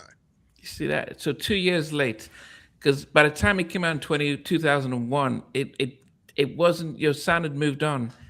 Your sound had moved on, and it definitely moved on. Then that was why I said that most of the tracks you did, if it come out, most of us believed if the album came out in '99, it would have been a bigger album. But by 2001, the sound was different. But it would. But what I'm saying, it wouldn't have. Yeah, because of him and Tommy. Because the turmoil that was going on behind the scenes, it was never going to be. It was never going. It was never going to be. Like, it's one of those things where, you can't fret about it though, right? Because it's like it is what it is. Like at the end of the day, like if I don't do Rock My World, I probably don't do Deja Vu for Beyonce. Oh. Because Beyonce was trying to do, she was on her I want to be female Mike type vibes. You know what I mean? So I'm just telling you, like everything happens for a reason, and everything is married to something. And that's the beauty of music is like when you create music is like it's a song that keeps going and keeps going and it keeps going. And so like when I look at my catalog and my career, I'm like, if only people knew what song came from another song, like what was inspired by one of something that happened before that, and an artist that called because they heard that song. You understand what I'm saying? Like it just, everything is meant to be like I'm in the mall with Mike Tyson in Las Vegas shopping, and I bump into Brett Ratner, who's directing Rush Hour. He introduces me to Chris Tucker. And then I tell Chris Tucker, yo, I need to get you with Michael. We need to do an interlude. The interlude in the beginning of Rock My World with Chris Tucker, that wasn't for Rock My World. That was for the title track, Invincible. Oh. That's why if you listen to it, he goes, da, da, da, da, da, da. That's the melody to Invincible. And then we changed it when the single was Rock My World. We was like, nah, let's put this before Rock My World, since they know now they know they're going with the single. I'm thinking like, if we put this before Rock My World, and then we know it's a single now, then they're gonna be in the video together. It makes it that much crazier, right? Because if I would have kept it in front of Invincible, we would have never saw Chris Tucker and Michael Jackson together on the screen. Had they met before? Were you the one to introduce them? Yeah. Oh wow. Oh. So that's what I'm saying. Like everything leads. So that's why I never fret or regret about anything. Because I'm like, if people got to understand the backstory, how things move into something, like that's how it all supposed to, everything we do, by the way, right? Everything we do in life is meant to be the way it's supposed to be. Yeah. Like we not down here writing this script. You know what I'm saying? We not right. This thing is already written for us. We just the actors playing it all out. Definitely. We just playing it out, bro. So I'm like, for me, I'm always like, I've learned to just look at everything as like it's almost like, man, every song I created is just an interlude. It's an interlude to the next thing. That's all it is. Interlude to the next one. Interlude to the next one. You don't get Beyonce and Lady Gaga telephone if you don't get The Boy's Mind. It don't happen. It don't happen. I'm telling you, it don't happen. The harp sound on The Boy's Mind is the harp sound on telephone 12 years later. Right? The concept of two females on the same song 12 years later. It's only because it was done with the boy's mind. No different what the Bible says. There's nothing new under the sun. We just going back and that's why if you listen, a lot of people are making music right now that sound like stuff that we heard in 99 and 2000, 2001. Yeah. That's right. You know what I'm saying? Everything is already done. Like you said, everything is already done. It's written. He knows every stupid thing we're gonna do. He knows every good thing we're gonna do, every wrong avenue, everything he does. He knows everything. He's all knowing. You don't get New Jack Swing without James Brown. You don't get Blackstreet's first album without Atomic Dog by George Clinton. You don't get it. That's what I'm saying. You don't get Bobby Brown. You don't get Bobby Brown's album that he did with Teddy and Joe Stone Street and all of them without Atomic Dog. Like everything, you got to understand, nothing's new under the sun. So our inspiration is coming from something. Yes, definitely. You know, Rodney, we can speak to you forever, but I know I'm out. We're blessed. I'm so honored to be a part of that, and I'm gonna keep watching y'all. Appreciate you coming on. Really appreciate it. So don't say nothing bad. So don't say nothing bad about me. Don't say nothing bad about me. I'm gonna keep watching because if y'all do, I'm gonna jump back on. I got the link now. Later, y'all. God bless. God bless. Goodness. Goodness. That was dope. That was dope. That was a good look. Yeah, definitely. And he answered a lot of stuff that we probably wouldn't have asked, right? Or didn't even know. Like my mouth was just like, huh? What? Well, even the locks. No, what you were gonna say, Nampi? I'm sorry. No, I was saying even the stuff about the locks and you know, and Stevie's song searching and stuff like that. Yeah, but you know, that's why I always say, you know, always make sure we're positive because you know, as we always hope people are watching and joining in. But you know, we appreciate Rodney for taking his time this evening and stuff. I don't even know where we are. So we're number five. Number five. Okay. My number five. Let me get back to number five. So everyone's no, I did mine. Did I? Because I did mine was Can't Get You Off My Mind featuring the Lock. So that was my number five. Stevie, did you do your number five? Okay, so Stevie. I went for the title track, Share My World. Over the last few weeks that I've been listening to it, it could have been a lot higher up. I think it's just, you know, I probably appreciate this track a lot more now than what I did back then. It sounds amazing. You know, it's still after 27 years on, it's sounding really good now, and that's whether Rodney was there or not. So number five is my top five. Right. It's in my top five. Larita, what did you get for number five? So number five, I mentioned it a little bit earlier. It's like one of the songs that I remember from this album. I didn't realize it was from this album, but I remember when the song came out and I really loved it. And it has the sample from Rick James, which is Love Is All We Need. Oh. The track with Moonchild from about 1985, I think. I think it's on the Glow album. I've got that vinyl somewhere.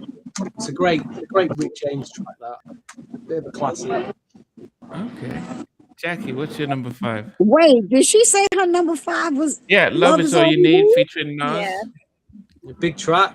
Very big track. Ooh. Jam and Lewis track. Ooh. Big track. Okay. I'm gonna leave you alone. I'm not gonna destroy your moment. I'm not gonna destroy your moment. um, my number 5 is the R. Kelly joint that sound like it should have been on R. Kelly's album. Wow. I mean, I love that song, but I'm like you, Stevie. I agree. I think it should have been on R. Kelly's album.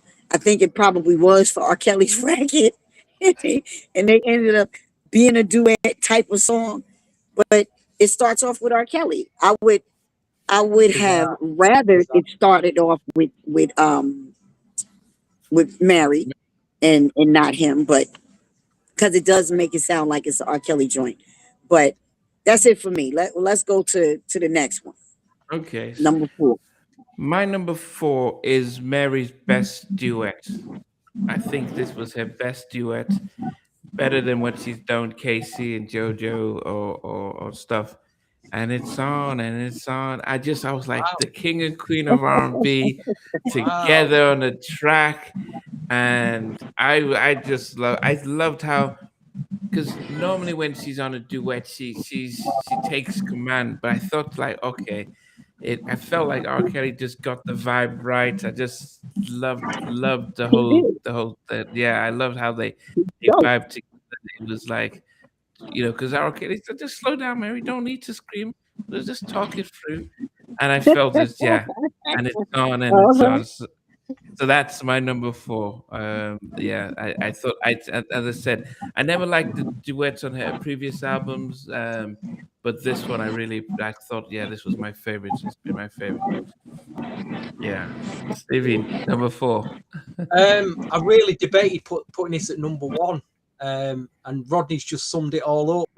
But he's kind of confirmed what I was thinking about the record anyway, about a vocal and how different it was the rest of the album. And I was just like, on a first album, she tried to go jazzy on Love No Limit, and I wasn't sure she kind of pulled it off on some of the notes.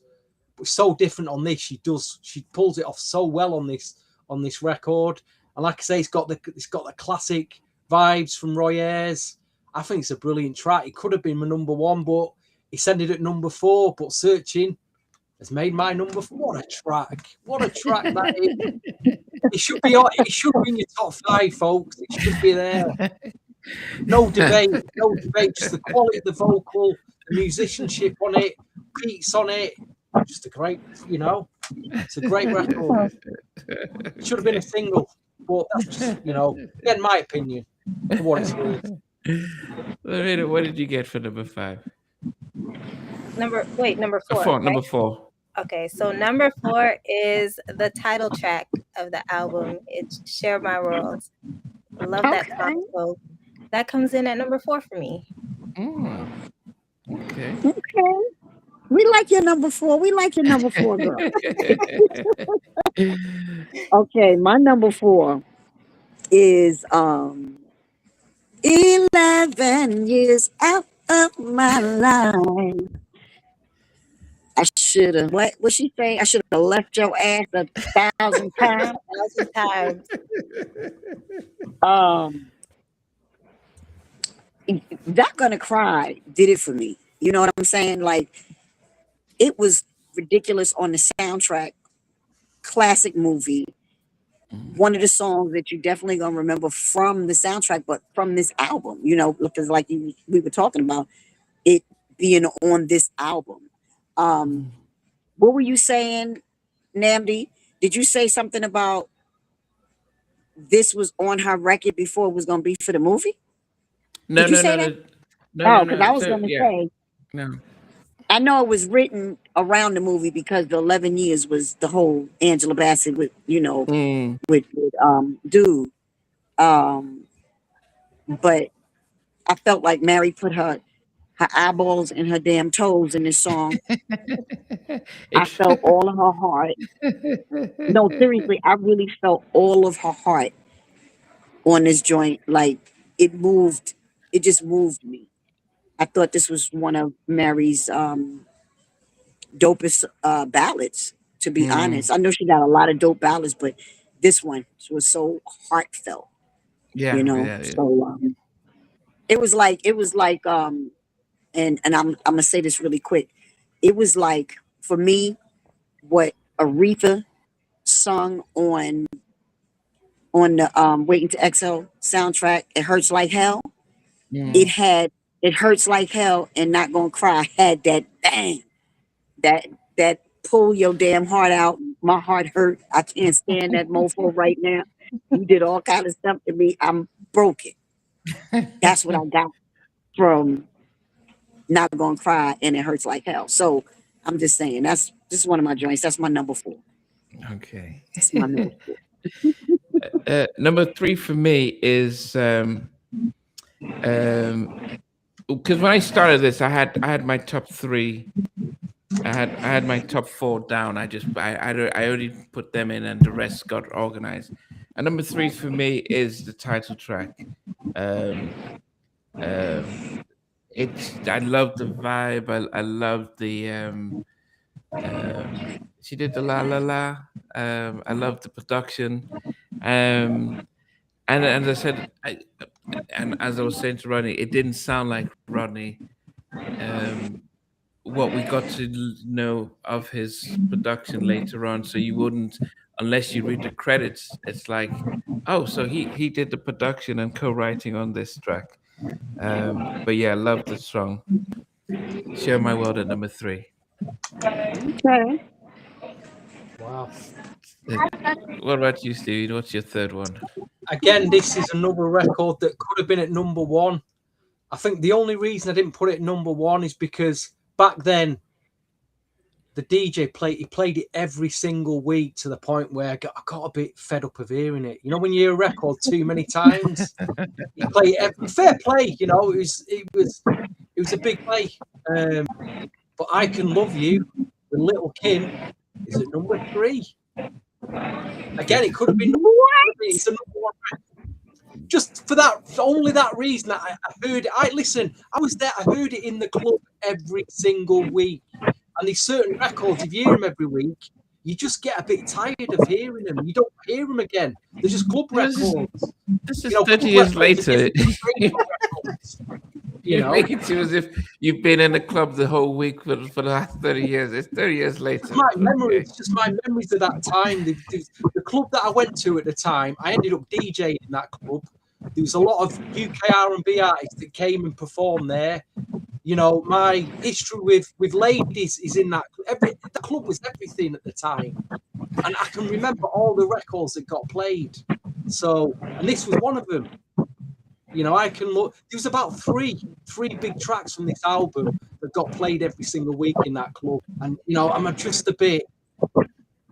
You know, it's like how much chocolate can you eat before you start to feel sick? I don't know. You know what I mean? It's one of them. But it could have been number 1. It could have been number 1. I Can Love You. Is it? You know, it's a 1, 2, 3 record on this album. You know, let's see where you've all put it before you all give me an hard time. It had to, but you know, it had to bang in your head though. You know, that was a headbanger. So they had to play it over and over again because you had to hear Little Kim come in on that. How if I many told times you do I once, need I to told hear you say, twice. Come on. You know, Belle Biv DeVoe Poison. There's another one. I don't need to hear that record in my life again. Too many times. Okay. Okay. What did you have for your third song? Well, this one had me feeling like I went through a divorce, a bad relationship, and I was a kid. I think I was in elementary school with this song. He was singing like the rent was due. It was on a big soundtrack. I love this song till this day, and that's Not Gonna Cry. Wow. Even as a kid. Yeah, I was going through it with her. Right. Yeah, 11 years, man. I knew this. I was like, man, I've never heard somebody sing a song that felt like it was actually them telling us, giving out autobiography. It felt real. I'm thinking that Casey, it felt real. I Casey felt like I was Heartbreak going was through it still, too. Casey Heartbreak was still raw.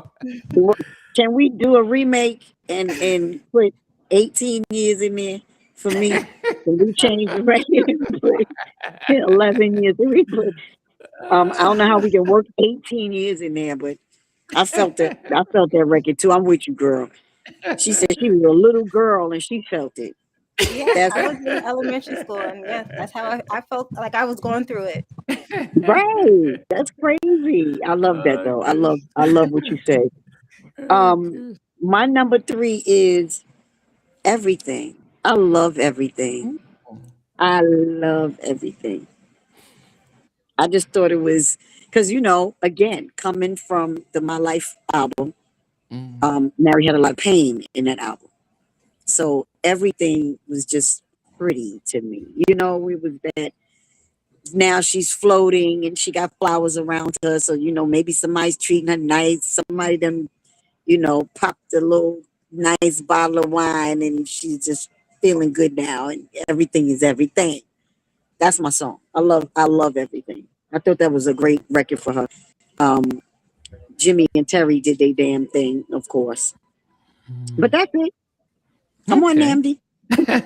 Okay, so number 2, so the penultimate song. I loved 7 Days. I love getting George Benson in and being introduced to a new audience. I love the, because I think the first time we saw somebody sing about the days of the week were Sherelle and Alexander O'Neill. Yeah, I just love the whole vibe of this and getting George Benson in. So 7 Days is really high on my list at number 2. Okay. Yes. Wow. Yes. It's number 2. I'm sitting up here saying wow too, Stevie. You stunned me again, Nam. You do every week.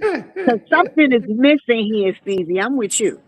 Something we Something miss. is not yeah, I loved it. I love the whole vibe of this. As I said, it was different from what she had done her first 2 albums. It was almost a mature, a chilled, and singing about love in a different way.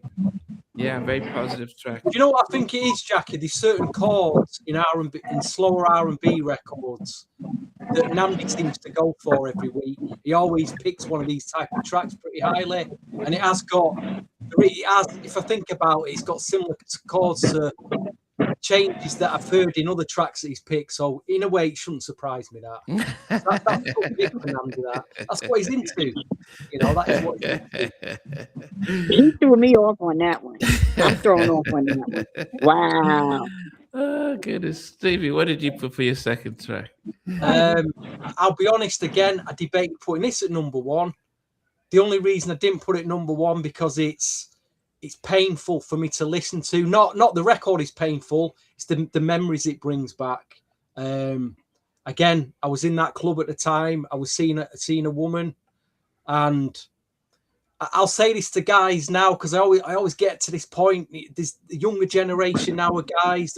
They don't want to approach women because they think women are just out for money. They don't think that a woman's going to love them. I can assure you now, guys, because I've experienced it. If you are open to it, there'll be somebody out there for you who will genuinely show you what you're looking for, that true love that, deep down you really want to search for. I got it back then, and I treated it badly, and that's the painful memory that this record, because this record is talking about my everything or everything to you, and it's a lot of, I treated this girl very, very badly, so brings a lot of painful memories back. But it's at number 2, amazing record. The best drum in it is just, it's a kid. What I said about Poke and Tone earlier being like, Dollar Store P Diddy production. On this, the production is top class. The bass drum is a killer. It is a remake, but it's done so well. It's a killer track. It was a single. Rodney did a remix of it, but everything is at number 2. But again, brings a lot of painful memories back for me, if I'm honest. I don't want to. Wait, did I mess up everything? Who produced everything? No, Jimmy and Terry. Oh, okay. I thought Poke and Tone. Jimmy and Terry. No, you got it right. No. Yeah, because I was like, yeah, Jimmy and Terry. Tone and Poke didn't do that. Yeah, that was Jimmy and Terry. Okay. Oh, I was right. making sure I wasn't tripping. I stand corrected. What a lot of production.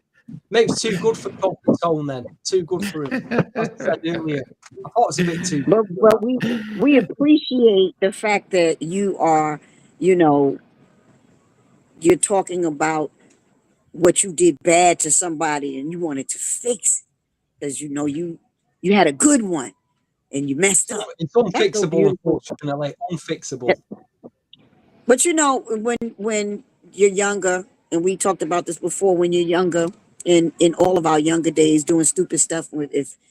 If I felt like if we weren't following, you know, the Most High the way we were supposed to, we did stupid stuff, and we were, you know, falling in love for what we thought was love, but it was all flesh. You know what I'm saying? It was lust, and so you know when you got that one that it's not a lust thing, it's really a love thing in your heart, and you messed up. You know what I'm saying? You messed up, and you feel bad about it like 30 years later, Stevie. So no, I appreciate, you know, I appreciate you. I said that to you before. I appreciate you saying what you say to men when you do, because a lot of, you know, our men and women need to hear these things. So thank you, Stevie. We love you for that. Thank you, Jackie. Lorena, what's number 2 for you? Number 2 for me, I guess I'm not tired of this song because I guess I was not in the club. And like I would say in Montreal, we don't have a 24/7 hip hop R&B station. So I only got this song when it played, like if somebody had the album or what have you. But when I go to a party and they play the song, I'm still with my friends, we get hype all the time. And that is I Can Love You with Lil Kim. Okay. Wow. Definitely interesting to see what everyone puts at number 1. Okay, That's Jackie. a crowd mover. My number 2. My number 2. Because I love my Nas. Jimmy and Terry killed this, but that Nas and Mary killed this, but that Nas rap was for me. That Nas rap was, you know, I'm from New York, so you know how we do. And you know, when he said, I don't know how the rap goes, but he said something about when you feel this, no, when you play this something banging in your residential district, something. All I know is when I heard the rap on this, that was it for me with the Nas rap to it. It made it a dope, ridiculous song, but the track was crazy. Jimmy and Terry killed this track. So Love Is All We Need is my number 2. Wow. That's one of my joints. Okay. Well, okay. So before I get to my number 1, I'm going to go and start from number 15. I didn't put the interludes down to number 1. So at number 15, I put Natural Woman. At number 14, I put Our Love. At number 13, I put Love Is All We Need. Number 12 is Everything. What? So I didn't rate the Jim and Terry tracks on I didn't enjoy Wow, man. how she sang with those 2 songs. Number 11 is Missing You. Number 10 is Searching. Number 9 is Keep Your Head. 8 is Round and Round. 7 is Get to Know You Better. 6 is Not Gonna Cry. 5 is Can't Get You Out of My Mind. Number 4 is It's On with R. Kelly. Number 3 is Share My World. Number 2 is 7 Days. And I think this is, you know, if we're looking at, you know, top 5 Mary tracks of all times, I Can Love You. It's with the way Kim comes in, it's a bang at any decade, any time frame. It is such a needs no introduction. If it comes on, I mean, if you saw her on, I think it was Soul Train Awards or maybe one BET Awards, and she was just doing a dance to the track, and then Little Kim comes out. I think R. Kelly. I Can Love You. It is just such a, and that's a different thing. She's singing about I Can Love You, almost like trying to get into a relationship. We spent decades listening to Mary sing about heartbreak, and here she is singing about trying to get into a relationship, upbeat and everything. And then Kim's. This was in Kim was on at her peak as well. Yeah, certified #1 on this album. Okay. Yeah, we did a gas song. It's never gonna get old, right, Mac? And the video was beautiful too, because she's just bobbing as Kim is rapping. It's iconic. Stevie, what's your rundown? I've just got an honourable mention for Not Gonna Cry. I think the only reason it didn't make my top 10 is because it was a few years old and it was already out on a soundtrack, and it was put on the album as a bonus track in the UK. But number 10 was a clash between Round and Round and 7 Days, and I went with 7 Days. Number 9 was Get to Know You Better. Number 8 is It's On with R. Kelly. Number 7 was Keep Your Head. Number 6 was Can't Get You Off My Mind. Number 5 was Share My World. And now from 4 down to 1, any of these could have been. Honestly, I was struggling to. What should I put number 1? There was no definitive number 1. But number 4, Searching. Number 3, I Can Love You. Number 2, Everything. And I've always got a little story. Number 1, I think I ended up going with this at number 1. One about how it made me feel, and also the memory of, and I've mentioned it on previous podcasts, an older DJ friend of mine in the early 90s took me in a warehouse that was full of vinyl from the US, sealed vinyl that was deleted or cut out. It's full of rock pop, and there's a black music section. And he'd just say, Steve, hold your hand out. And they were only 99p or 99 cents, the albums. Hold your hand out. You're going to just buy all these. You don't, just trust me. And we get to the Rick James section. And he puts like 5 albums of from the 80s. I'd never heard of Rick James. I'm like, I'm listening. I want Bobby Brown. I don't want Rick James. You know what I mean? Look at this dude. He's got this hairdo. Look at his clothes. Who's Rick James? For what? I'm never going to listen to these. But I'm so glad he did, because he released an album in 1985, Glow, with a track called Moonchild on it. I used to play it all the time when I bought the album. So to hear Mary J with this track, sample it, and retain the original vibe of that track, I was blown away. It had Nas rapping on it. I'll be honest, take the Nas rap out for me. Nas is one of the best rappers of all time, but I wouldn't have been mad if Nas wasn't there. It does add to it, but I like Nas. But I think the chorus kills me. The chorus just gives me so much goosebumps. I like what she's saying. The track is a very positive track. It's a very upbeat track. And that's ended up at number 1 for me for all those reasons. So Love Is All We Need is at number 1. Thank you, please. Miss Lorena, take it away. I love it. Well, I just have honorable mentions. The 2 that I have is Missing You and Keep Your Head. And so then at number 10, I have It's On. Number 9, Get to Know You Better. Number 8, Searching. Number 7, 7 Days. Number 6, Can't Get You Off My Mind. Number 5, Love Is All We Need. Number 4, Share My World. Number 3, Not Gonna Cry. Number 2, I Can Love You. And number 1 for me is my favorite song. Again, this is a song that I've always listened to all the time by Jimmy Jam and Terry Lewis. It's Everything. That's a nice number 1. Nice number 1. Okay, girl. We see you. We got 3 different number 1s so far. Interesting. Yeah, we do. Let's see it. Okay, here we go. So I'm gonna tell y'all the song that I thought was the worst was the remake of the remake of Our Love, because first of all, may my uncle Mtume rest in peace, James Mtume. I love Tomb, but I thought this was the wackest remake of Our Love on the planet. And if he was alive, I would be calling him right now. Like, I forgot how whack this song sound.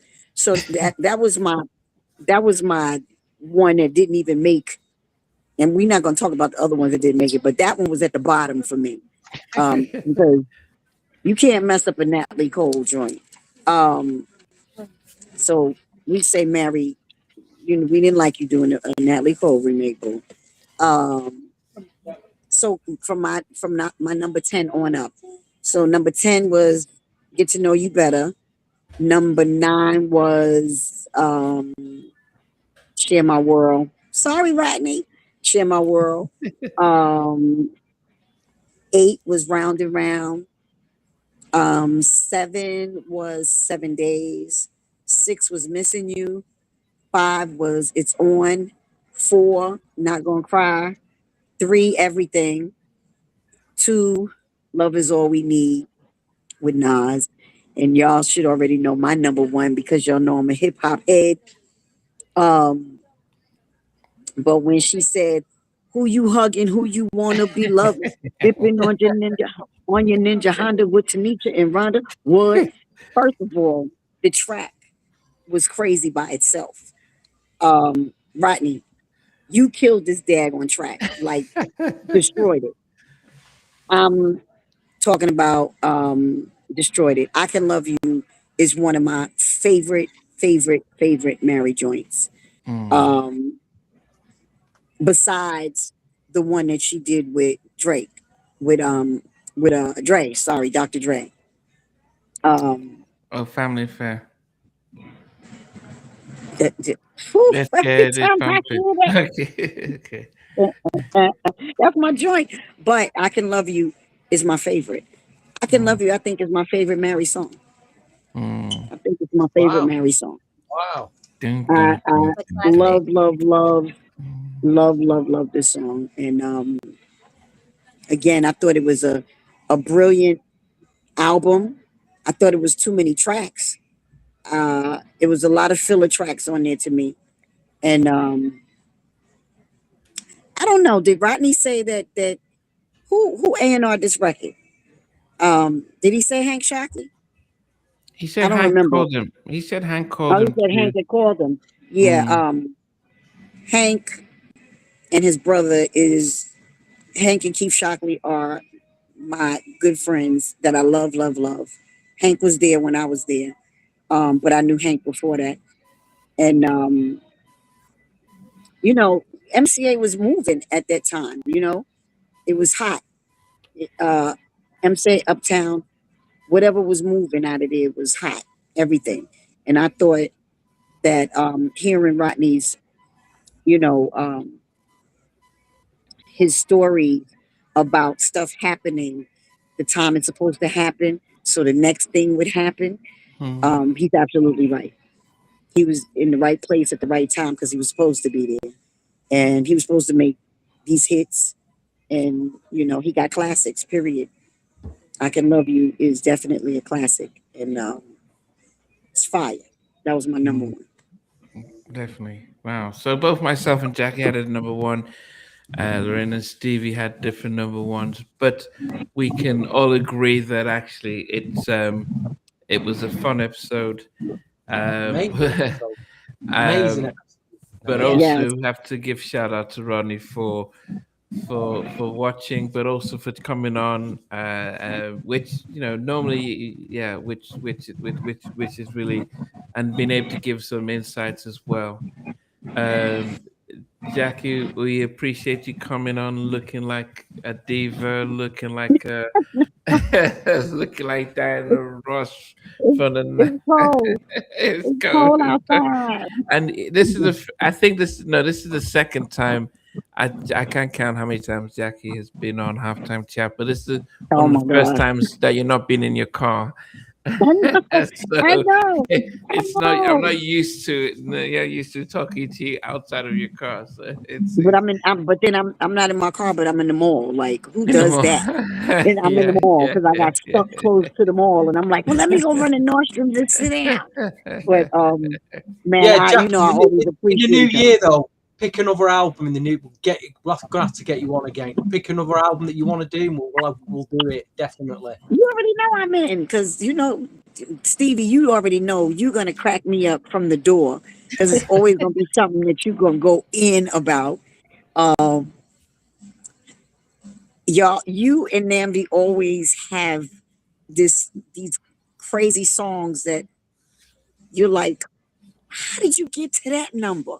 But I think it's dope because everybody hears these songs differently.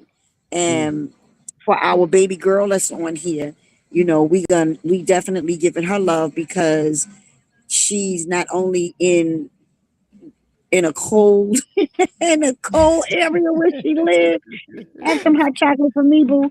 But I will. you know, we're older generation. You know what I mean? And you're younger, and you hear things the way you hear it, and we love that. You know, your generation is coming into the generation with us, so that we can, you know, collaborate on what we hear and what it sounds like to us. You know, and like you said, um, hearing songs from when you were a little girl, you felt like you was feeling the pain. Mhm. That's how I was like you when I heard, you know, Phyllis Hyman or Shaka Khan and them when I was young. I'm like, you know, I was like you. So just hearing you say that, that warmed my heart because I'm like, well, damn, now I'm older, you know, damn near 60 in these 50s, damn near 60.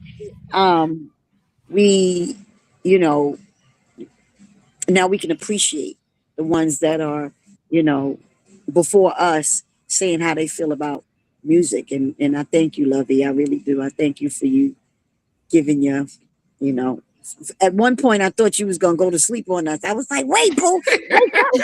What happened? We losing you. Because you know, No.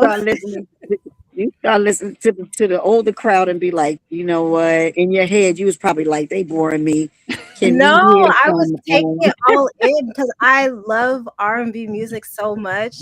Well, I love music in general, but R&B is it for me. So just to learn and hear from you and then hear from Rodney and then Stevie always has great stories and so does Namdi. So I'm just taking it all in. Like this experience is truly like really great. It's like one of my top experiences this year. This is super dope. Jackie, No, she's got a podcast, Total R&B podcast, and she interviews upcoming artists.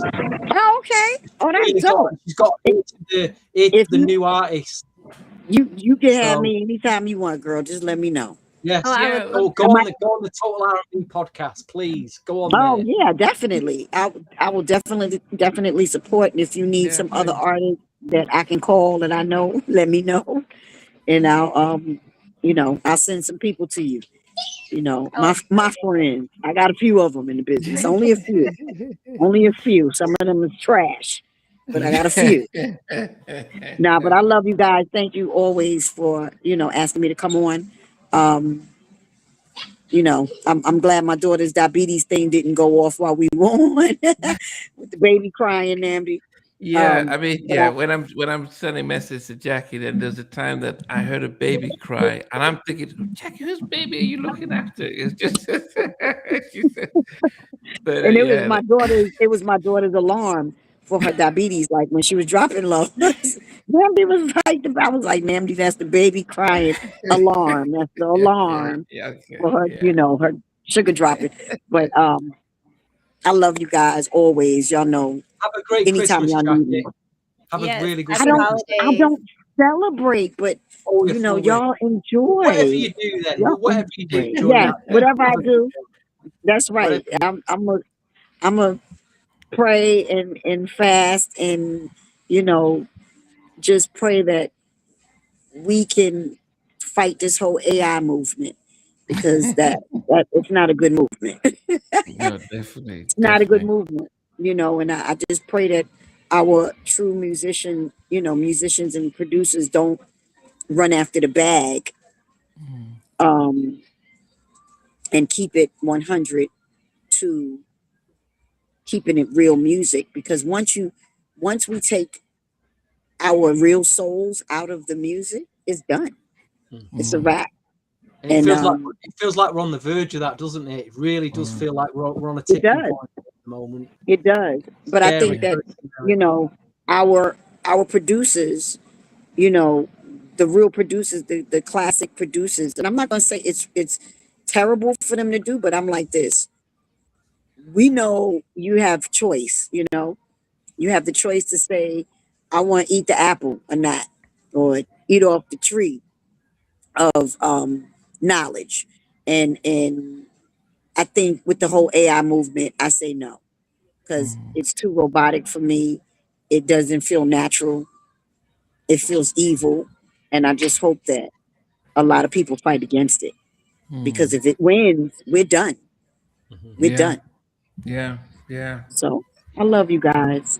I'm gonna go get my car before they put me out of the mall. I Yeah, think it's no, closed. no, I we think it appreciate. closed at 7. No, we love you and appreciate you, Jackie. But yeah, we'll do this again soon. Yeah, I'll pick. Well, y'all send me an album that y'all want to do, and then I'll tell you if I'm interested in that album. Y'all let me know. Or if you think of any albums you want to do, let us know. Seriously, let us know. Okay. I think. Let me see. I'll think of one because maybe we could do. Can we go back a little bit? Maybe. Of course we can. You're talking about what 60s, 70s? What are you talking about? Oh, 80s. No, not 60s. I'm not a 60s girl.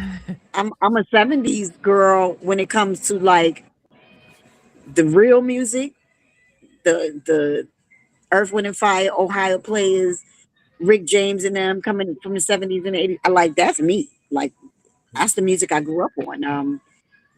Confunction, SOS Band, you know, when that's how I met Babyface and LA and Babyface. I met them when they were the deal. We were on the road together. And that's when I met LA and Babyface. And when I kid you not, and I think I told you this before, Namdi, they used to get off the bus with suits on. And I'm like, how the hell did y'all sleep in suits? Because y'all came off the bus, everybody got a suit on and Jerry curls, and y'all look like y'all about to go on stage. You know, meanwhile, we look crazy. You know, we from New York, we all dusty, we all getting off the bus looking crazy. And they coming off the bus with suits, you know, and their Jerry curls and stuff ready to go on stage.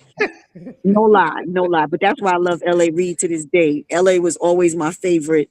We talked all the time. That's my boo. I love LA Reid. But anyway, we got all of those stories for later. So let me think of a record. Let me think of a record. Don't All right, worry. y'all. So All right. I'm gonna go get the Take snow. care, I'll Jack. see y'all later. Stay All right, warm. Jackie. Bye, Bye-bye. baby. Thank you. Oh goodness. So how have we felt about today, guys? Just it's a real. You've got to sum up what you know. We had an opportunity there to talk to Rodney Jerkins. That, you know, the guys produced Michael Jackson, Beyonce, Mary J. Blige. I mean, how many? That's a humbling experience. How many R&B fans would love to have had that moment? Please reel the bit that I asked him about Roy Ayers. I know what I mean when I do things, please, Andy. I'll send you a check in the post, mate. How did you feel, Lorraine? Because you didn't ask a question. You just kept.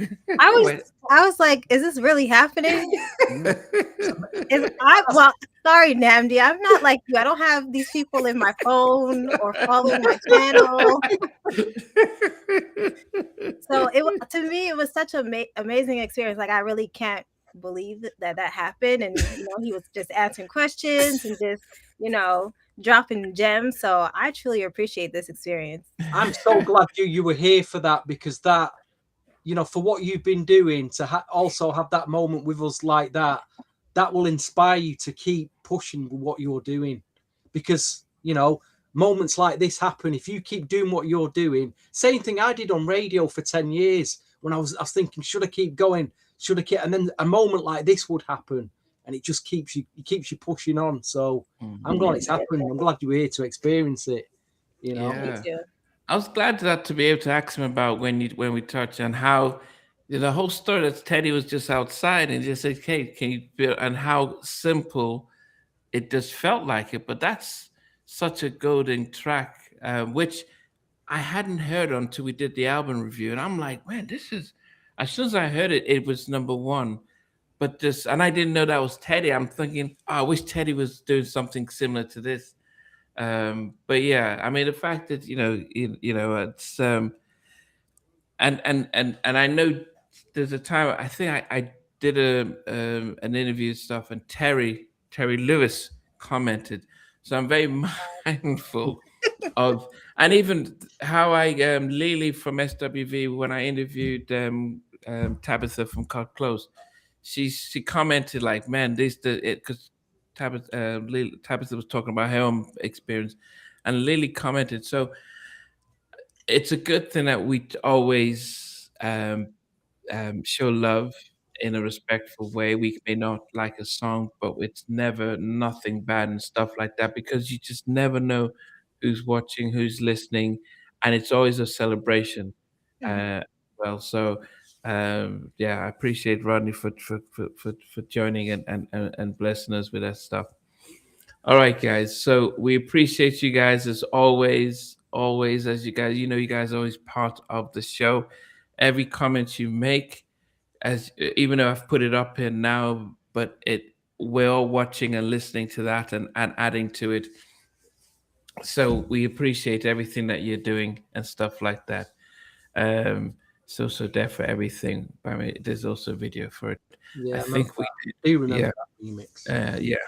All right, guys. So total in a few weeks, haven't we? The total we got.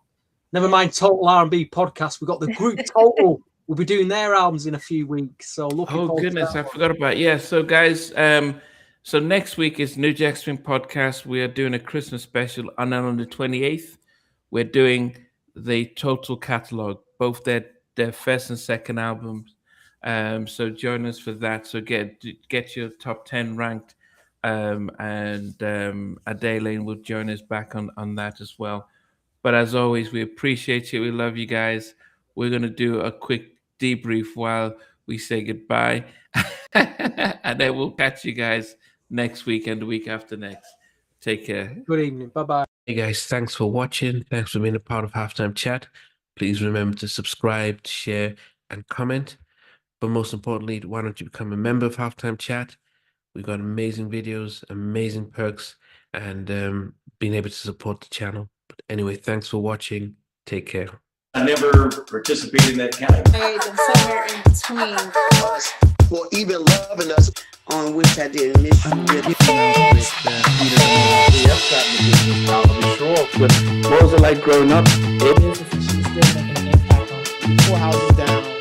I have a couple of pieces. Trying to get this one and that one. That works for you, but just for me, No. Okay, you okay? They understand what Jonas' voice is really all spirit.